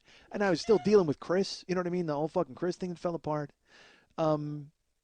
So you can imagine that maelstrom of emotions was working its way through my body when it came time for the encore and Purple Rain. And I'm mad at Jeff, but I still miss Jeff because he went away to school. And I mean, I'm mad at Laura, but I mean, I'm so bummed about Chris. And the night before, or 2 nights before, I had been there and held Chris's hand during Purple Rain, and there was confetti, and I got sad and cried. And now though I was crying, I won't admit, the fucking guitar started, and again I started to well up, and just fucking tears. Again, I lost it during Purple Rain. Watching him perform it because it was so beautiful. He was fucking fantastic, and just to be there. And also now I was like, I'm here with my friend who it means so much to me, almost like I was on a date with him at this point because Laura fucking didn't matter.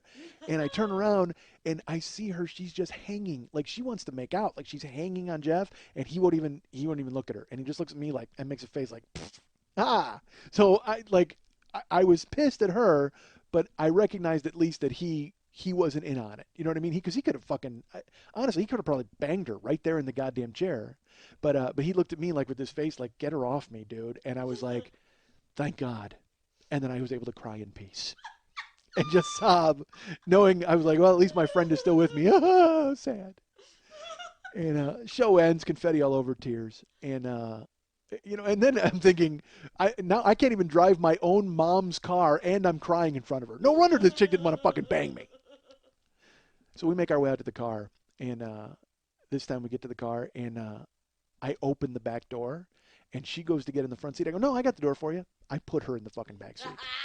Fuck you. Fuck you. You're lucky I don't make you fucking walk home. Seriously, I should buy you a purple shirt and put you in it, and people will think maybe you're Prince and chase you. You shrimpy little midget fuck. She tried to get me to buy her a shirt, too, on the way out. She was just like, oh, my God. She's like, started looking at merch, and she's just like, oh, my God, Mike, oh, I love that shirt. I really love that shirt. Like, all that, like, fucking spell is broken. Spell was broken by Jeff going, like, making a face. That was it.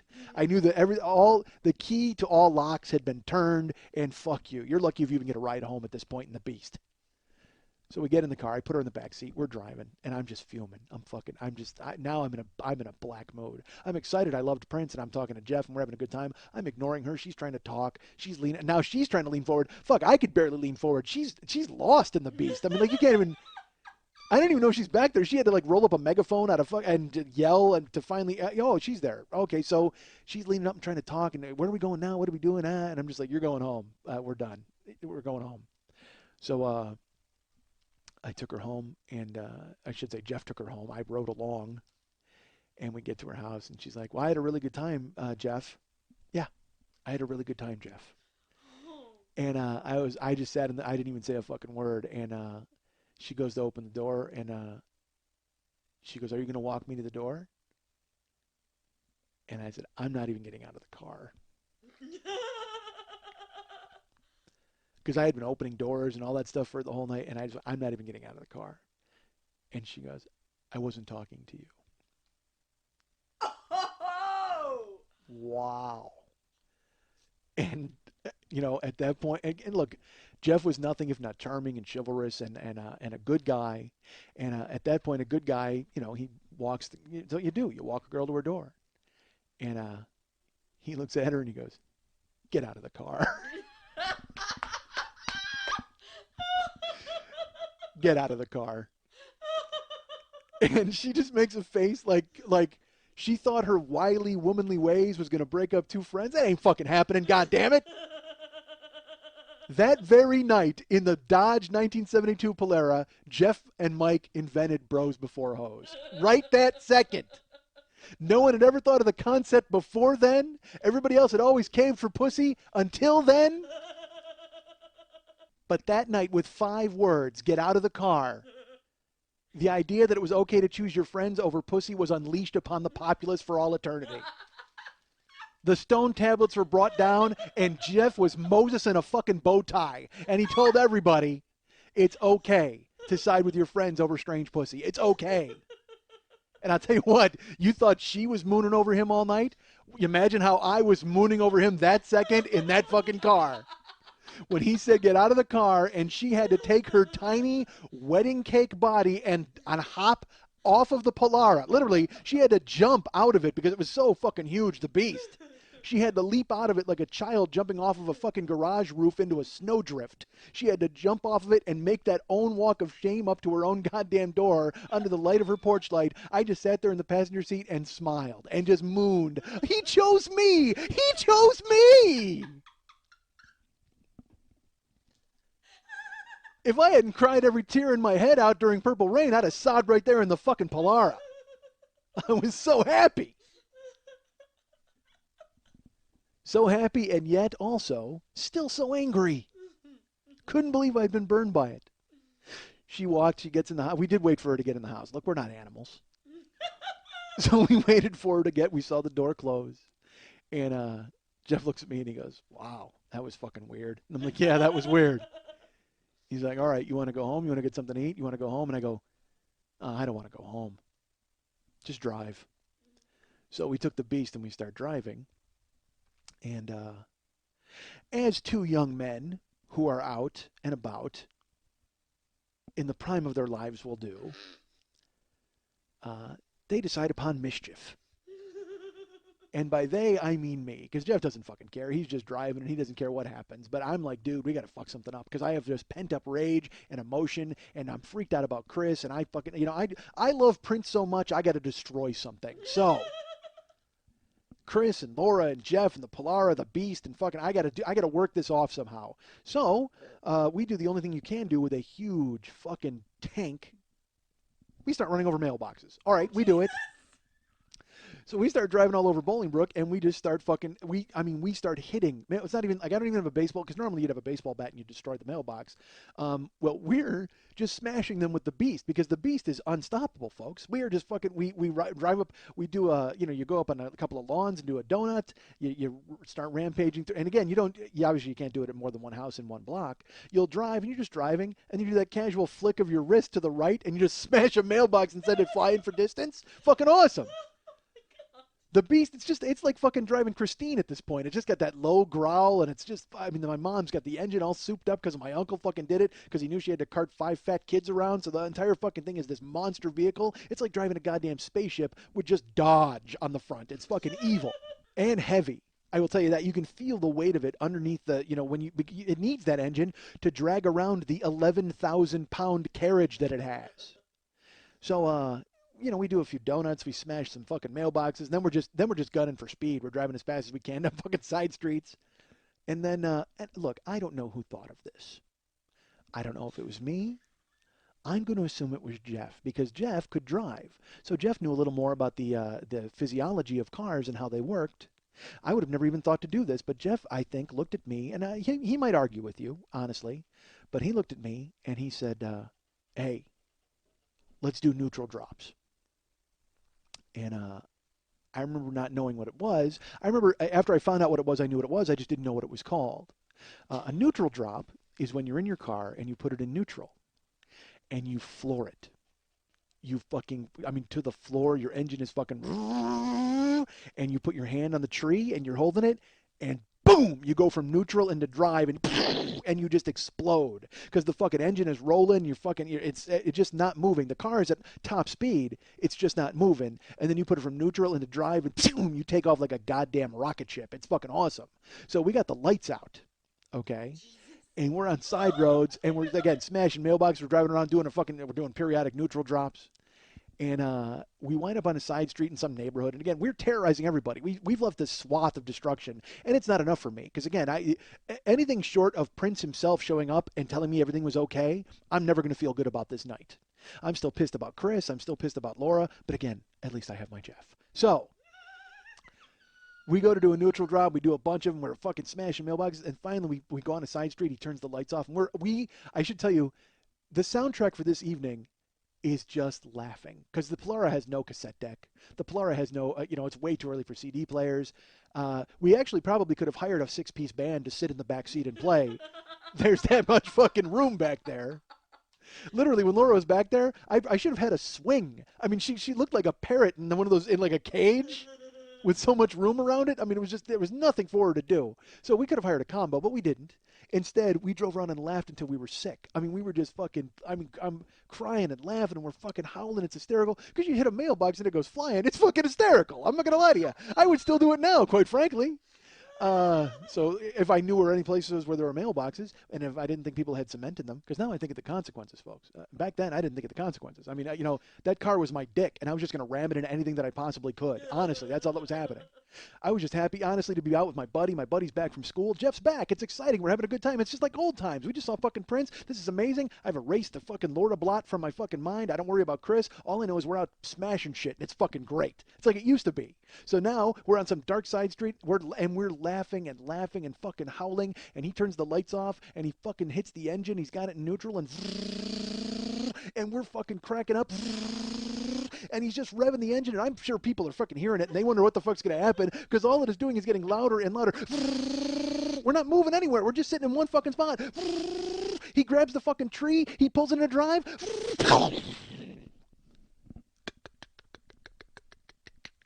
And we roll into a street and hop the curb and hit a tree into somebody's yard.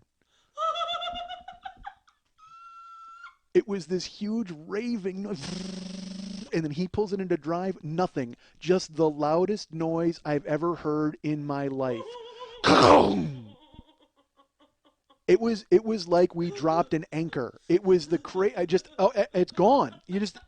And then just this clicking noise, and we roll up, hop a curb, and hit a tree.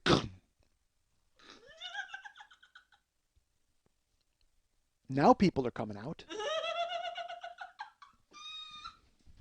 Because they heard that noise. And I look at Jeff, and he looks at me, and I'm like, what happened? He goes, I don't know. So the people come out, and they see if we're okay, which we are. And they want to know what was going on. They heard the engine and stuff. And we were like, oh, we were trying to drive, and for some reason the car wouldn't go. And we were flying. We don't tell them we were neutral. We tried to make up a lie on the fly. All in is we're in a guy's yard. Thankfully, we're on a street where we haven't hit any mailboxes.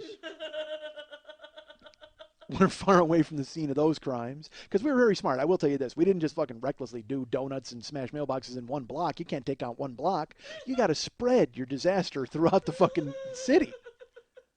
So then people, it's like crop circles. You don't want to have one crop circle in one spot and everybody goes, oh, aliens were here. You want to put them all over the goddamn countryside. Everybody's like, holy shit, there's aliens everywhere. So we wanted to think that there was a stealth team of ninjas out and a bunch of Dodge Polaris smashing mailboxes all over the fucking countryside. So we're sitting there in the car. It's not even going anywhere. And just this horrible, like, fucking smell, like this burning smell. I don't know if it's the tires or if it's just my scalp as I wonder what the fuck's going to happen to me. So, we call, that people call the police, because we hopped the thing and hit a tree. But there's no damage on the street. I'm sure the police are going to have some reports of damage at some point. And I know when they called the police, I was like, oh my God, that's not good because they're going to hear about all the shit that we did. I mean, I'm paralyzed because, again, this is my mom's car. All right. Her only car. And, as you know, by us driving a 72 Dodge Polara that was donated to us by my uncle, it's not like my mom could just go buy another car the next day. So these people call the cops, and the cops tell us to call our families. So we got to call my house.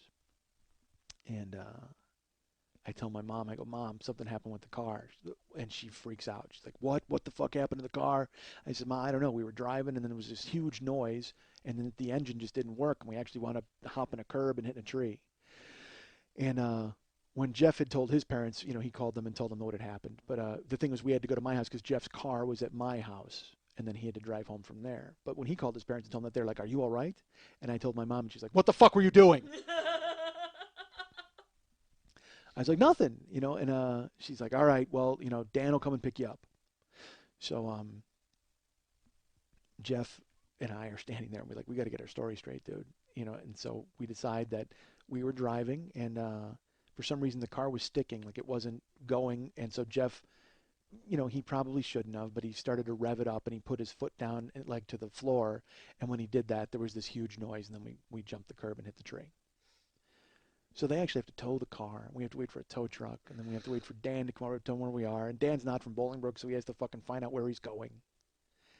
And Dan comes and picks us up, And I would tell you about my stepdad. He's from Chicago, and he's a pretty tough guy. And he raised his own boys and a girl. His girl is like a black belt in martial arts. Like that'll tell you, like his kids are tough too. I mean, he's a guy from fucking Burbank, Chicago. He's a pipe fitter. So he pulls up in his car and he looks at us. He gets out. He's like, "What are you two doing?" And we delve into a very carefully rehearsed story about how we were driving, and unfortunately the car wouldn't go even though the engine was revving, and then all of a sudden there was a loud noise, and we don't know what happened, sir. And he's like, "Get in the car." Now, that's 4 words I didn't want to hear, quite frankly. Get out of the car, I was all on board for. Get in the car, a little ominous. So we get in the car, and we take a silent, nervous, nerve-wracking ride back to my house. And Jeff is like, "Thank you, sir," and he gets in his car, and he looks at me, and we're like, stick to the story. So they tow the car to a garage that obviously can't look at it until the next day. So next morning, Dan wakes me up. He's like, "Hey, we're going to see where the car is. Call your buddy." I said, "What do you mean?" He goes, "I want him there. Call your buddy. He's got to meet us over there." And I'm like, "Well, I think, he's probably getting ready to go back to school." And he goes, "Do you want me to call your buddy?" I said, "No, I'll go ahead and give him a call." Now, you got to remember, I have no discipline at all from Dan. I still respect him because I will tell you, my mom has raised us to always just respect your elders. But he's in kind of a position of authority. My mom has sort of handed it off to him at this point. She's hands off. She's still trying to deal with getting a car. She's talking to my uncle, trying to figure all that out. So they're going to fix the car at the garage. So Dan and I take another quiet ride to the garage. And he says, "You hungry?" And I says, "Oh, yeah." So there's a Wendy's on the way. So we stop at Wendy's. We have a hamburger. He looks at me and he goes, "I'm going to be around for a while." And I said, "Oh, okay." He goes, "So it probably wouldn't be a good start for you to be lying to me right from the beginning." And I had never had this. I mean, my dad was a drunk and disappeared, and then my mom fucked a never-ending parade of faceless idiots who wanted nothing to do with her 5 kids. This was the first time I ever had a man disciplining me, or a man treating me like a son. And so I looked at him and I said, "Lying about what?" Because again, I don't know how to deal with a dad. I don't know that was his opening gambit to try to get me to be honest with him. And I knew that's what he meant, but I don't know what honest means. So I said, "What do you mean?" And he's just like, "I just want you to know I'm not going anywhere. So if you start lying to me right from the beginning, we're going to have a problem." I said, "No, okay." So we finish our lunch, and it's weird, but it's not super weird. We get to the garage, and the reason we stopped for lunch is because Jeff could not be there at a certain time, so he had to meet us a little later. So we get there, we all meet up there. I think it was 1:00, and Jeff pulls up and he's like, "Hello, sir." He's doing his thing. Dan sees right through it, like, yeah. He walks in, and we go to the mechanic, and the mechanic he says, "Well, what's the story?" He goes, "It's not worth fixing." And Dan is like, "Why?" And he goes, "Well, I mean, it's an old car. It's a 72. They broke the U-joint." And Dan says, "They broke the U-joint?" The guy goes, "Yeah." He goes, it's got a good engine if you want to strip it for parts. But he goes, "It's not worth fixing. It's going to cost more than the car's worth." And I don't know what to say at that point. I'm looking at Jeff like, we just fucking cashed my mom's car, dude. So I said, at this point, I'm going to step in because, look, I know a lot about cars, folks. So I said to the mechanic, I'm like, "How much would it be? Like, and can you even fix that? What is it? What's it called?" And he's the U-joint. He goes, "Well," he goes, "let me ask you, when this happened," he goes, "was there like a violent shudder, and then a huge noise, and then you weren't moving?" And we're like, "Yeah." He goes, "Yeah, that's what happens when you break the U-joint." And I wanted to say to him, I go, "That violent shudder was not half as violent as the shudder I felt when you said it's not worth fixing." So he goes, "I don't know what you two were doing, but you broke the U-joint." And Dan looks at us, and he goes, he looks at the mechanic. He's like, "All right, give us a second." He takes us aside. He goes, all right, I'm going to ask you guys one last time. What happened? And we were like, well, we were in the car, and it was like, and I think I've seized on something. I go, well, there was a violent shudder, and all of a sudden there was like a huge noise, and then we weren't moving anymore. And Dan goes, I'm going to ask again, and this is your last chance. Were you two fucking around in the car before this happened? And I'm dumb, but I'm not that dumb. I mean, I'm already staring in the face that the fucking car is wrecked. I mean, I can't, I'm not going to get out of it. I'm in trouble anyway because the car is wrecked. So, Jeff's not going to say a fucking word. Good for him. Again, it's not his situation. So, I have to make a decision at that point, and my decision is to err on the side of basically throwing myself on the mercy of the court. And I said, yeah, we were screwing around. He goes, what are you doing? And, I go, Jeff? And Jeff looks at me like, what, dude? I go, what's it called? And Jeff goes, neutral drops. And Dan goes, so the car's in neutral and then you're shifting into drive after you're hitting the engine? And he's like, yeah. And Dan goes, yeah, that'll do it. And he goes, your mom's not going to be too happy about this. And I go, I know. I'm sorry. I know. And he looks at Jeff and he goes, all right, well, you get the fuck out of here. You can go home. And Jeff's like, all right. And he goes, I'll call you. Because Jeff was going back to Southern, so he leaves. And then we walk into the mechanic. He tells the mechanic, he makes the arrangements with the mechanic to fucking tow it or whatever the hell they're going to do. I don't even remember what they were going to do with it because, honestly, I was shocked. I mean, I had no idea what the next 3 miles were going to be like getting home and telling my mom that her car was fucking ruined. I mean, seriously. So we get in the car with Dan.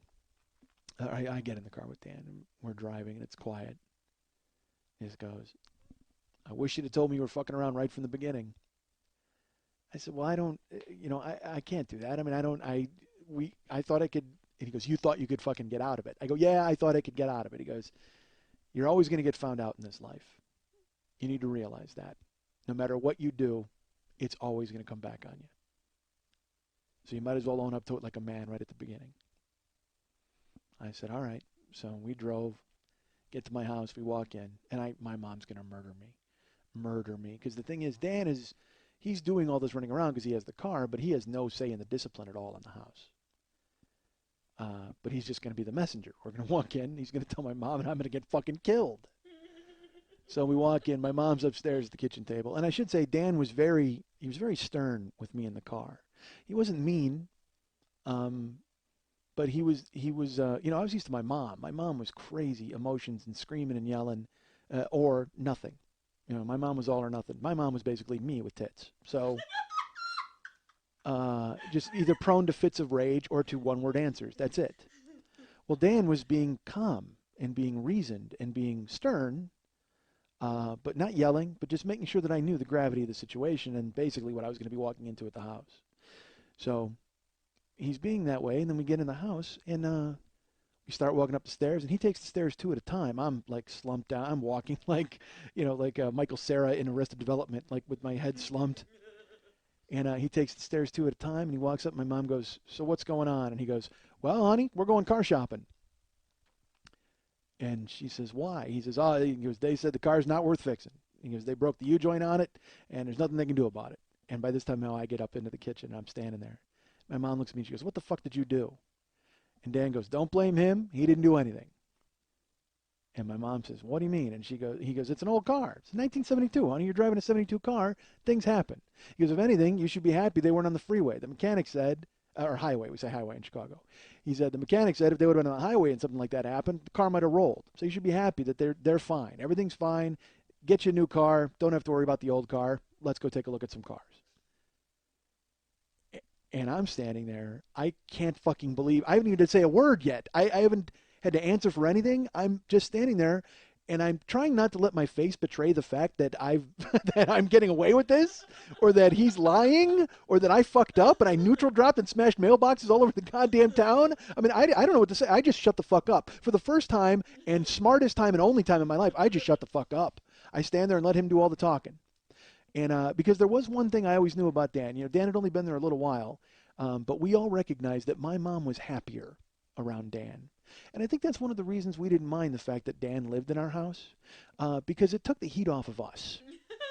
Because my mom was always a little happier and a little more quick to smile and a little less on edge with Dan around. So that was one of the reasons why we accepted him living there, because, I told you she had fucked this never-ending procession of idiots. And we didn't care for any of them, but we never interfered. It was like, whatever, because they didn't want anything to do with us, and she didn't want anything to do with us scaring them off, I guess. Single woman, 5 kids, it's got to be tough.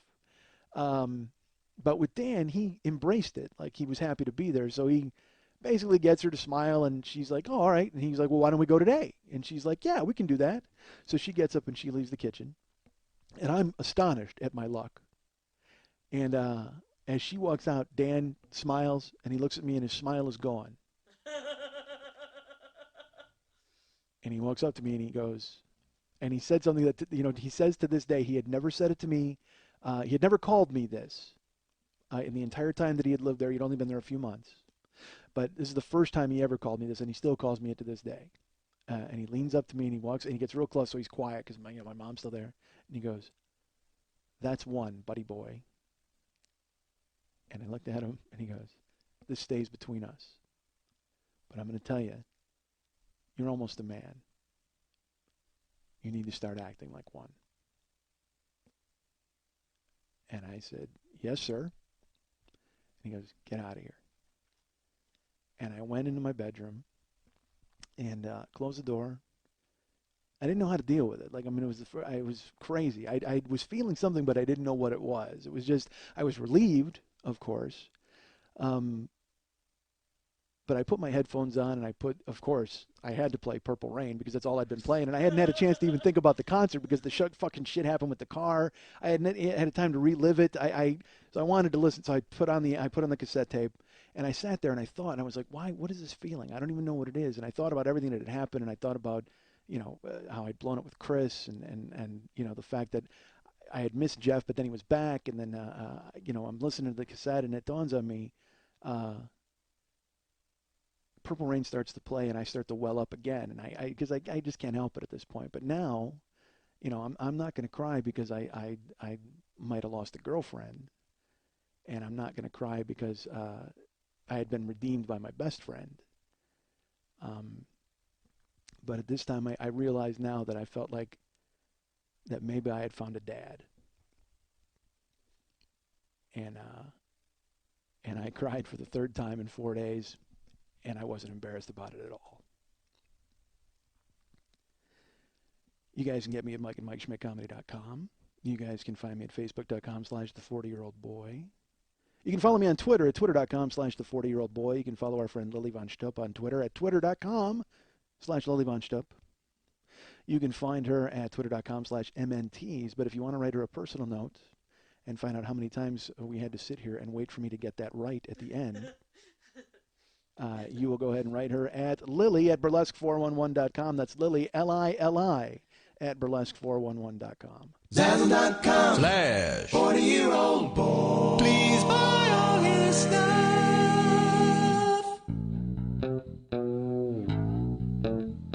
I'm changing the game, boss. I want to remind you folks about the Monday Night Teas every Monday night. We're having some problems, folks, with the recording and the such. Monday Night Teas every Monday night at 10 o'clock p.m. on Santa Monica and Vine at the 3 Clubs. It's a nondescript building, but a very descript show. So please come in and check it out every Monday night. I happen to have the producer of that show, which is very successful, very long-running, very beloved. Well, actually, she is all of those things, and the show is as well. Lily Von Stupp. Hi, Lily. Hi, Michael. How are you? I'm good. Fantastic. You've got a show coming up this Monday? I do. Who would be on that show? What is that show? Is it a theme show? It is. Uh-oh. It's Valentine's Day. Oh, and it we're is. doing I Love Mel Brooks. Yay! Why? What is the correlation between Mel Brooks and Valentine's Day? Nothing. I just wanted to do a show, and I thought, why not do a Valentine's Day show about something I love? Fuck that whole nonsense, roses, candy, diamonds bullshit. All right. So, yeah, it's going to be great. All right, a tribute to Mel Brooks. Are you dancing? I am. I'm doing Blazing Saddles. Of course you are. I'm And trying. let me guess who or what song? I'll leave you folks to figure it out. But if you can't figure it out, come on out to the Monday Night Tees and check out Lily dancing and flapping her 44 double Ds in your face. Although I don't know if she'll put a lot of effort into it because, let's face it, she's tired. And you've got a whole other bunch of people. Who's hosting? Who is hosting? We have the producers hosting, and that will be. Wait a minute, played hold on. by- Would this be 80s rock band, the producers? No. Those who sang the song, What's He Got That I Ain't Got? He's got you. That's what he's got. That's what he's got. Hey! Is that them? No, it would be the producers from the Mel Brooks. film. Oh, The I producers, see. All right. yes. Bialystock will be there. Yes, Stumpy Putz and Mr. Snapper are hosting. And then we've got Ula performing from the producers, the lovely Glama Sutra. We have Gigi and Pop doing a musical interlude from Spaceballs. Okay. We have several men in tights played by women. Nice. Good. That's big. And we're closing with the Inquisition from History of the World Part What a show. 1. It is. Look, I love History of the World Part 1, but Blazing Saddles is just, you sit there and you watch it. Dude, we raped the shit out of him at the number 6 dance. Oh, man. Mongo is doing pickup for us. There's Mongos in the house. Folks, how do you not go to this? Seriously, I might actually attend this extravaganza. That sounds like fun. But yeah, Blazing Saddles, the producers. God, the producers. How funny is the producers? Again, if you're going to show comedy to people, why don't I give you another treatise about what I think is funny? How fucking awful was that? Go erase that, folks. I don't know if you have the capabilities, but please, if I could, I'd take it right out of this goddamn show. This show got a lot longer than I thought it was going to be. But you know what never seems long, even as long as it is? The Monday Night Tea. So go check it out on Monday nights at the 3 clubs on Santa Monica and Vine. Is it still recording or no? Yeah. Oh, okay. All right. Sorry, we're having some computer problems here, folks, with an Apple, which not the rainbow ball of death, but it's still there's some weirdness happening. You guys can go to my Facebook page, facebook.com/the40year-old boy. And first of all, while you're there, look into my friends and look for a guy named David Hernandez and become his friend, please. Do what you can to be his friend. He's the silent partner, I guess. Well, not really silent. You hear him in the breaks and stuff, but he writes all the music, produces all the spots, mixes all the spots. He's the genius behind all this. Again, I show up, I just talk. Lily does the hard work, and then he does the stuff that makes the hard work look great. I just yap. So go ahead and be friends with our friend David Hernandez on Facebook. And while you're at facebook.com/the40year-old boy, you can look for the Westside 86 Jokers, which is the Mike Schmidt fan club. You go ahead and join that. And I think there's a Dakota ring at some point. I'm not sure. I'm still waiting to find out myself. There is also a plethora. There are a plethora of pages. There is a plethora, or there are a bunch of pages, right? There are a bunch. There are pages. I don't know. Look, why am I giving folks English lessons? Seriously, that's not my job. There are plenty of pages of people who want to bring me to their towns. There's Bring Mike Schmidt to Portland, which we should have an announcement on soon, as I've been saying for weeks. But again, it's just a lot of back and forth. I'm not in Portland, folks. It's hard to do the hard work, the long work on a phone and a computer. Nobody takes me seriously. Hello, Austin. I can't get into that. But people want to bring me to Austin, Texas, which is nice, and people want to bring me to Portland, to a couple of places in Australia. They want to bring me to Ireland. They want to bring me to the Ozarks. They want to bring me to Minneapolis. I will say this. I mentioned the Kentucky guy, and I wrote him a long note explaining what was necessary about me coming to Kentucky. Have not heard back from Kentucky. Kentucky may be out of the mix, folks. I warn you that Louisville and Cincinnati and whoever else, if you were expecting me to come to Kentucky anytime soon, yeah, it's on a shelf. But again, there's Minneapolis and Portland, and as I've mentioned, I will be coming to Phoenix on February 25th. That's just a couple of weeks from now. This show is called, for the time being, Success is Not an Option. There are other names in play, and there might be some changes afoot. But right now, we're calling it Success is Not an Option. Well, because there's a reason, and I'll explain it another time. But right now, come and see Success is Not an Option, which is the show in Phoenix. It's at the Space 55 Theater. The tickets are available via brown paper tickets. There's always a link on my Facebook page. I will also be Twittering the link. And I can tell you people that it would be really cool if you bought some tickets. Because, I got to come to town, and I'm excited. We've sold about half the joint, which happened pretty quick. And now I'm going piecemeal here and there a couple. But, folks, there's only 55 seats. Let's try to get as many people as we can in there and sit in those 55 seats. That doesn't seem right. That seems weird. Yeah, exactly. Find some hobos. Buy them a ticket. Do something. But I'll be coming to town for Phoenix. I'm there. I'm in and out. I'm there one day. It's a Friday, February 25th. Come out to Space 55. Tickets are $15, available on brown paper tickets. There will be a link on my Facebook page, as always. So come on out and join us in Phoenix. That'll be fantastic. I'm excited to do it. Our friend Josh was the guy, the eyes and ears on the ground, as are my friends Todd and Chris in Portland, and my friend John in the Ozarks. I'm going to run down everybody. I'm not going to, but suffice it to say, there are towns that these people want me to go there, and that's great. Valentine's Day coming up, as I've mentioned. Folks, if you want to go to burlesquebears.com and get yourself a burlesque bear from our friend Lily Von Stupp, she will be happy to do it, and she will custom make it according to your specifications. She will even sew a tiny bear cock on there if that's what you want. Or she'll make a tiny training bear. She could do that. She'll give you boobs with pasties and then a tiny bear cock. So that's what she's going to do. Spends all the time. Let's put it this way. Even if you don't order it, she spends most of her week making tiny bear cocks anyway. I walk in here, and this house is just, it's cluttered with tiny bear cocks. It's hard to even get to my chair. I got to blow them off. And it's like being in a barbershop and there's hair everywhere. Hair gets and everything. I leave out of here, I'm still picking tiny bear cocks out of my pocket and my shirt. Right when I get home in the middle of the night. It's terrible. It's creepy. I won't lie to you. So go ahead and make a burlesque bear at burlesquebear.com and let me go ahead and take care of you there. I want to remind you to go to MikeSchmidtComedy.com and go to the Joe Business page, and you can pick up year 1 and year 2 download sets of this particular show. You can also click on through to the Zazzle store and look at all the stuff that we have there. There's all sorts of mugs and mouse pads and shirts that you can go ahead and pick up from the Zazzle store. And if you want to just donate to the show, on the MikeSchmidtComedy.com site, up in the upper left-hand corner of every page, there's a little Schmitty with his pocket out. You can click on him and send a donation to the show, and I can tell you that we appreciate it. You know who has done stuff like that, folks? Well, our friends James G. has gone ahead and done that. That's good to see. James G. and Jason T. gave us quite an amount. That was nice of Jason T. Michael V. was involved. And our friend, get this, folks, brace yourselves, Ed Kupfer. Someone who wanted their last name used. I've put it out there. I said, look, if you folks want your last name, make sure you tell me. Ed was extremely adamant. Make sure you say my goddamn name. I want people to know that I am supporting the show. So Ed Kupfer, this was his second donation, by the way. The first time he did it, I said Ed K. And then when he donated the second time, he's like, none of this Ed K bullshit. Who am I? Sheila E. or Sade? No, say Ed Kupfer, damn it. So I said, done, Ed Kupfer. So James G., Jason T., Michael V., and Ed Kupfer. It's good to have them on board and supporting the show. Thank you so much. We appreciate it. And as always, folks, go to tweakedaudio.com/40 and pick up some earbuds. They have, again, many different colors. I think we are actually up to 645 different colors. And there's different styles. They're actually bringing back this style. It is they're gigantic cans. They're like huge earbuds, but then when you squish them, they're made of foam, and you can jam them in your ear like earplugs, like a clown's nose, and then they open up. Oh my God, folks, that's at tweakedaudio.com/40. That's where you want to go to get your earbuds taken care of, right? And I want to thank all you people who have done that, and also I want to thank people who go there and buy them and then write them and go, hey, by the way, I meant to credit that to Mike Schmidt, because a lot of people, because I don't say tweakedaudio.com/40 enough on this show. For it to be burned in your, I'm always worried that I'm saying it too much and I'm burning it in people's brains, and I'm being, kind of almost oppressive with it, hitting you over the head with a tweakedaudio.com/40 hammer.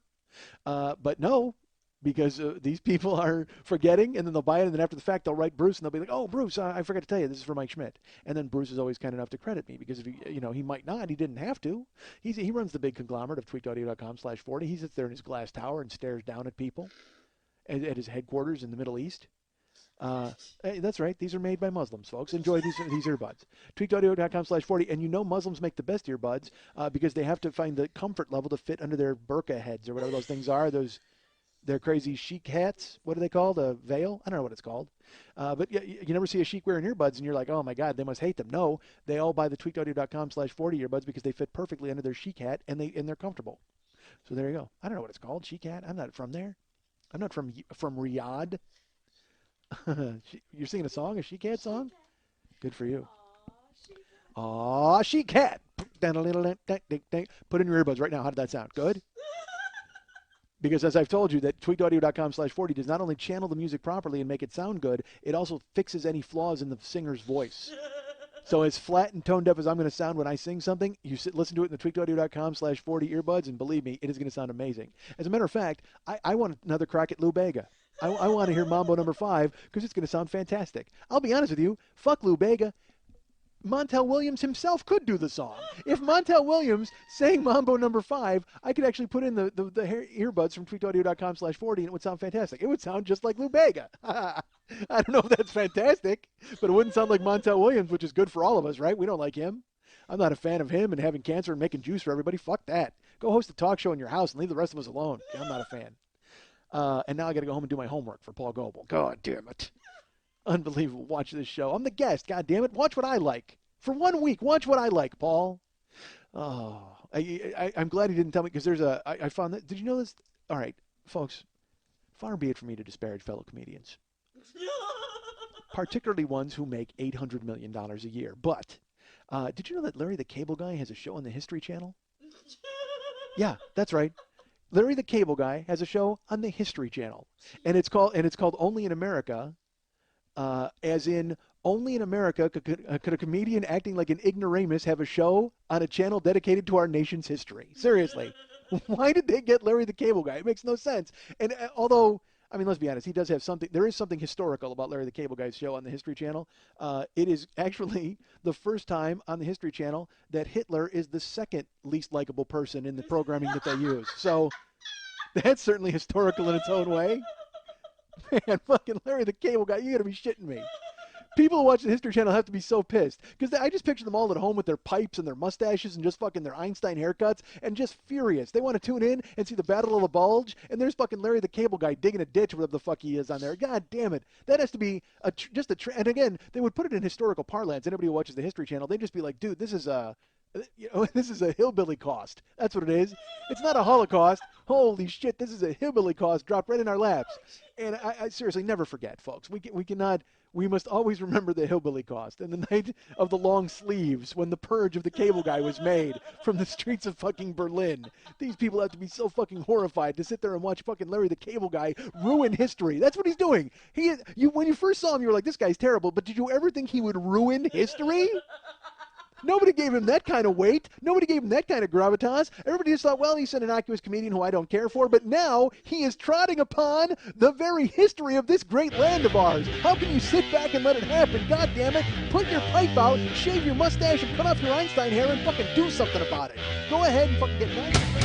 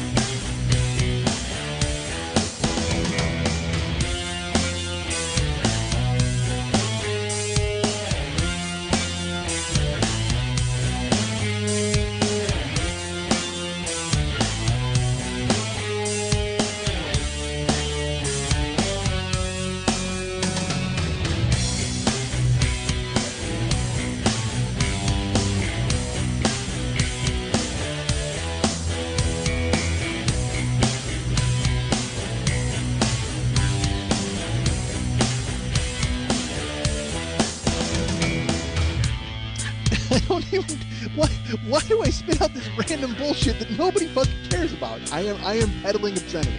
I am going to get a whole fucking army of you people, and you know what we're going to do? We're going to listen to me and then do nothing for an entire fucking week. I can't be trusted. Don't you people know this? It was like the Back to the Future of suck. I don't want to have a boner in somebody else's pants. I need to shoot up heroin and jog. Hey, ass fuck, are you listening to anything that I'm saying to you? Fuck, somebody's got to shut that old guy up. And I'm like, fuck you! I'm not a potato! I'm a goddamn cantaloupe!